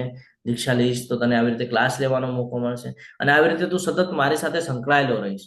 અને મારી સાથે સંકળાયેલો રહીશ તો તને ભક્તિની વેલ્યુ સમજાશે. અને તો તને ભક્તિ શું છે સમજાશે ને, અને આ ભૌતિક જગત તને ખેંચી લેશે. હવે ડિપેન્ડ એ છે કે જો હું ભૌતિક જગતના સંસાધનોમાં ઇન્ટરેસ્ટ રાખું તો મારું પતન નિશ્ચિત છે. અને જો હું એ કાર્ય કરતા કરતા જો હું ભક્તિમાં રહું, જો હું ભગવાન સાથે કનેક્ટિવિટી રાખું, જો હું મારા કર્મને અકર્મમાં કરીને રાખું તો મારો ઉદ્ધાર નિશ્ચિત છે.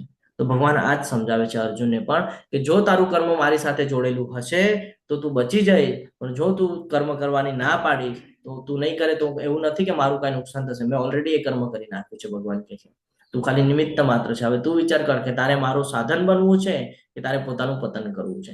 સેમ એજ આપણી માટે લાગુ થાય છે કે હવે નવી બેચની શરૂઆત થઈ રહી છે. તો નવા બેચ માટે આપણે સાધન બનવું છે કે આપણે ભૌતિક જગતમાં સંકળાઈને રહેવું છે, એ આપણા હાથમાં છે. આગળ વધીએ. જેવી રીતે નદીઓના અનેક નીર સમુદ્રમાં પ્રવેશ કરે છે તેવી જ રીતે આ સર્વ મહાન યોદ્ધાઓ પણ આપના પ્રજ્વલિત મુખોમાં પ્રવેશ કરી રહ્યા છે. કોઈ પણ નદીનું તમે જો પ્રકૃતિ પાસેથી શીખવાનું છે બધું. આપણે પાછળના એક અધ્યાય વખતે પણ ચર્ચા કરતા હતા કે ભાઈ પ્રકૃતિમાંથી ઘણું બધું શીખવા મળે છે આપણને. તો અહીંયા આપણે જોઈએ તો જે નીર છે એટલે કોઈ પણ નદીનું ઉગમ સ્થાન હોય તો બહુ નાનું હોય. ટીપે ટીપે સરોવર ભરાય કે છે ને, એટલા માટે કે છે કે બહુ નાનું હોય. પણ એ નદી શું કરે, શરૂઆત થાય ત્યાંથી તેનું એન્ડ પોઈન્ટ ક્યાં હોય, કોઈને કોઈ સમુદ્રમાં. રસ્તામાં કેટલી એને અડચણો આવતી હોય, ક્યાંક વૃક્ષ આડું આવતું હોય, ક્યાંક પથ્થર આડા આવતા હોય, તો એને પાર કરીને ત્યાંથી સરકી પોતાનો રસ્તો બનાવીને ક્યાં પહોંચી જાય છે, સમુદ્રની અંદર પહોંચી જાય છે. તો આ એનો એન્ડ પોઈન્ટ છે. તો જેવી રીતે નદીઓના અનેક નીર સમુદ્રમાં પ્રવેશ કરે છે તેવી જ રીતે સર્વ મહાન યોદ્ધાઓ પણ આપણા પ્રજ્વલિત મુખોમાં પ્રવેશ કરી રહ્યા છે. આપણી માટે બહુ મહત્વનું છે પાણી પાસેથી શીખવાનું કે આપણે કોઈ દિવસે અહંકાર રાખવાનો નથી. અહંકાર રાખ્યા વગર આપણે જીવન વ્યતીત કરવાનું છે. પાણી કેવું હોય, જેમાં મેળવે એની જેવું થઈ જાય છે ને. એનો અર્થ શું? એનો અર્થ એનો જે ગુણધર્મ છે કે એ લવચિક છે ને, એ આમ ટટ્ટાર નથી કે ભાઈ અહીંયા તો હવે આજ એમ નથી. પથ્થર આવે તો પથ્થરને ત્યાંથી સરકી જાય છે, વૃક્ષ આવે છે તો ત્યાંથી સરકી જાય છે, આગળ વધ્યા કરે છે. એ કોઈ દિવસે ખમી નથી જતું, કન્ટિન્યુઅસ નોનસ્ટોપ ચાલ્યા કરે છે. આપણા જીવનમાં પણ આપણે આ લાગુ કરવાનું છે. કોઈ દિવસે ખમવાનું નથી. કન્ટિન્યુઅસ ભક્તિ કરવાની છે. શું થશે ભાઈ કન્ટિન્યુઅસ ભક્તિ કરશું તો કે ઓલું નદી જ્યારથી ઉગમ થાય ત્યારથી શરૂઆત કરે અને સીધી સમુદ્રમાં જઈને મળે, ઘણો સમય લાગે છે એને. એવું નથી કે ફોર એક્ઝામ્પલ હવે અમારા મહારાષ્ટ્રની વાત કરું તો અહીંયા ગંગા ગોદાવરી છે, તો ત્રંબકેશ્વરમાંથી શરૂઆત થાય છે અને પછી સાઉથમાં જઈને સમુદ્રને મળે છે. તો એવું છે કે ભાઈ આજે અહીંયાથી જે પાણી નીકળ્યું અને કાલે તરત ત્યાં પહોંચી ગયું નહીં. રસ્તાથી જતા વખતે ઘણી સમસ્યા લાગી, ઘણા અડચણો આવી, ઘણી પ્રોબ્લેમ ક્રિએટ થઈ. બધાને ફેસ કરતા કરતા છેલ્લે પાણી ક્યાં પહોંચી ગયું? સમુદ્રમાં. દક્ષિણ તરફ જાય છે અને પછી સમુદ્રમાં એ મિક્સ થઈ જાય છે. તો એવી જ રીતે આપણા જીવનની અંદર પણ આપણે ધ્યાન રાખવાનું છે કે નદીની જેવું રહેવાનું છે કે ઘણી અડચણો આવશે, ઘણું આવશે, આપણે ખમવાનું નથી. અનન્ય ભક્તિ ધીરે ધીરે ધીરે ધીરે કરીને કરતી રહેવાની છે. અને આ ભક્તિ માર્ગ એક છે જે આપણને સમુદ્ર એટલે કે ગોલોક વૃંદાવન સુધી લઈ જાય છે. તો આપણે આ સમજવાનું છે. અહીંયાથી ક્લિયર છે? લાસ્ટ પોઈન્ટ તો આપણો એ જ છે, જેમ નદીને સમુદ્રની સાથે મળવું પડે છે એવી રીતે આત્માને પરમાત્મા સાથે કનેક્ટ થવું પડે છે. જ્યાં સુધી આત્મા પરમાત્માને આજે વૈકુંઠ ધામ જે બનાવ્યું છે જ્યાં સુધી પહોંચશું નહીં ત્યાં સુધી આપણે સતત પ્રયાસ કર્યા કરશું.